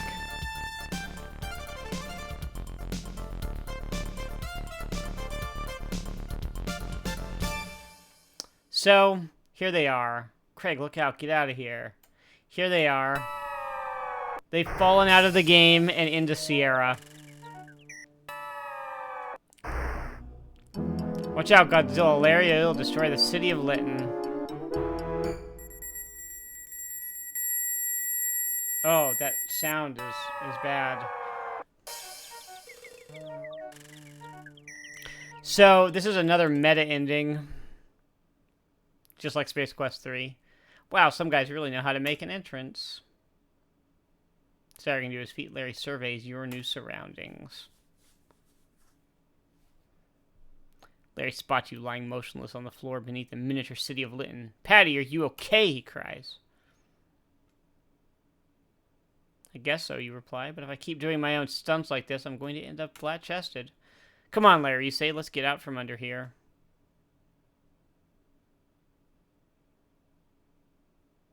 What is this place, Larry? You ask.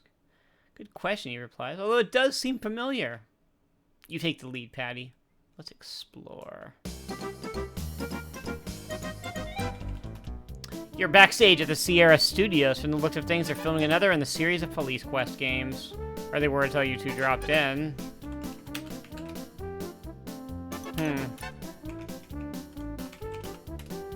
No. Well, let's see. What are we doing here? What is this? This must be Sierra's prop storage room. Look at all the old flats and backdrops in that rack. So we've got, like... that. The big M doesn't stand for marriage, Patti. Nope, that's the Monolith Burger, that's the Monolith Burger sign from Space Quest 3. We've got the target practice signs from, Police Quest 2. We've got some Manhunter outfits there. They were worn by the Murrays in those famous Manhunter games. Whoops.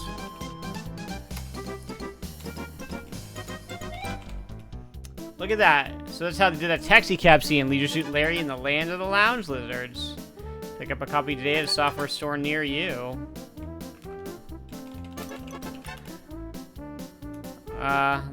There's that tombstone there. That looks like a tombstone from, yep, King's Quest 4.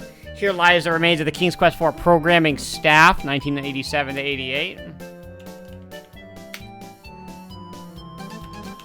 And here's the, the insurance salesman from Space Quest 2. The old tub dates from a very early Al Low game. That's the Black Cauldron. So they got all these Sierra props, right? All right.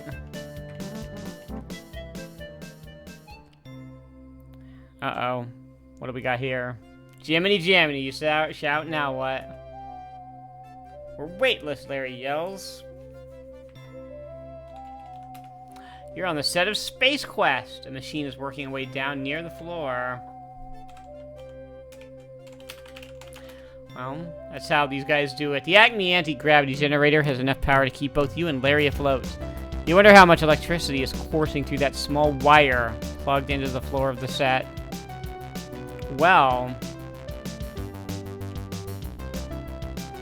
let's go unplug it and find out.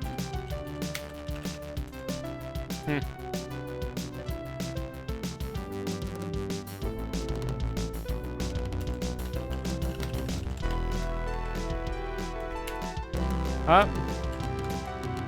Alright, unplug the machine. And it turns off, and, well, look, Larry, you cried it. The anti-gravity generator is unplugged. Wait a minute, Patti. Larry yells. There's no anti-gravity. Well.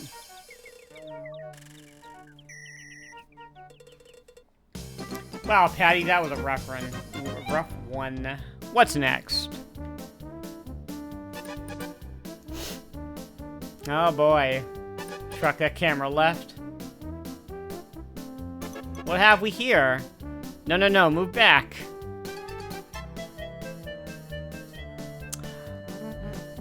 Good, good. That's fine. Stop right there, barks the woman in the director's chair. Turning to the actress on the set, she says, Now, Rosella, What do you say we take it again from the top, and this time really show me some emotion? And action.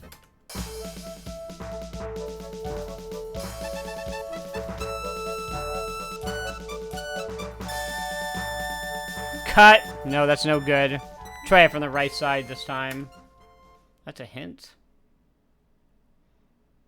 Climb in that wheel tongue. Action.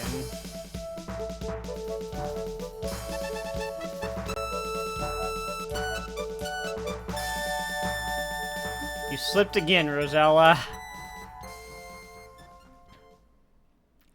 Oh boy. I know the feeling. Everybody knows the feeling of this who has played King's Quest IV.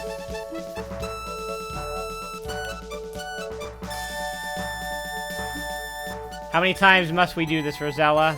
You must get all the way up to that uvula. What's going on here, Patti? Whispers Larry. I don't know, Larry, but that girl certainly seems tired of going down that tongue. This just isn't right, whines the actress on the giant tongue set. It's too humid in here. This wool skirt keeps soaking up water. That goo you spread on the tongue is too slippery. You haven't given me my motivation for this scene yet. Thank you very much, Rosella, interrupts the woman in the director's chair. If you have any other complaints, please don't let me stop you.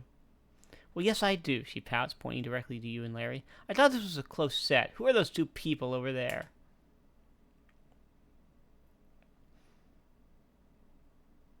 Cut, break, 10 minutes, people, she shouts to the crew.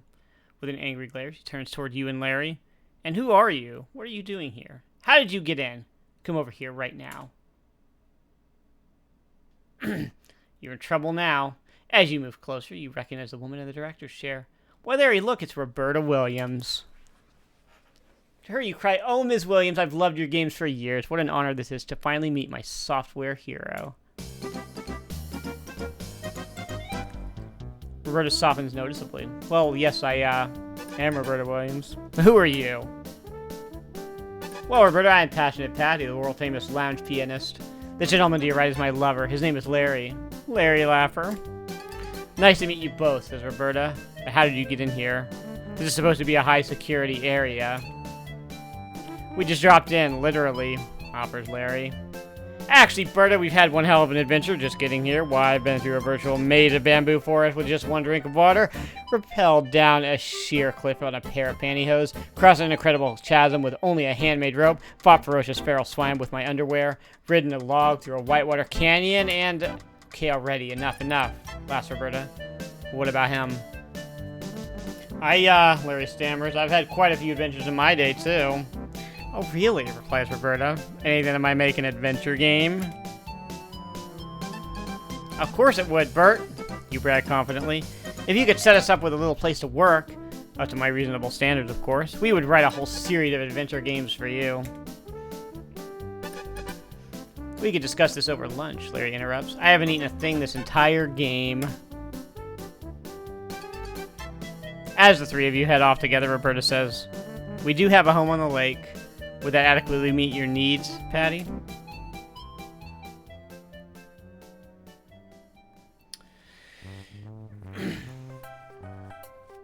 And so it ends. Larry and Patti move in together, sharing a simple programmer's shack in the mountains. Patti gives up her musician's life on the road for the one man she found able to match her passion. Larry begins to tell the world his life story through software.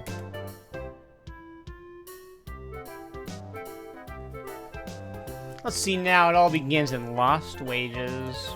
Outside a bar named Louie's. No, Lois's. No, that's not right either. Hey, Patti, give me a name for a bar. How about Lefties? That's good, babe. Maybe I should compile and test this. Let's see if my little Larry can go inside.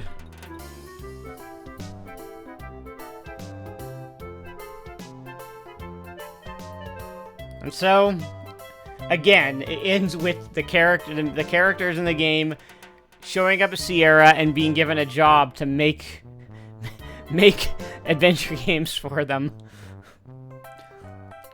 So, and that's how it ends. Now, let's let's see. I think there's one more. Yeah, okay. Congratulations, you did it. You've won. We hope you've enjoyed Leisure Suit Larry 3, Passionate Patti, in pursuit of the Pulsating Pectorals. You, Larry, and Patti have certainly been through a lot together.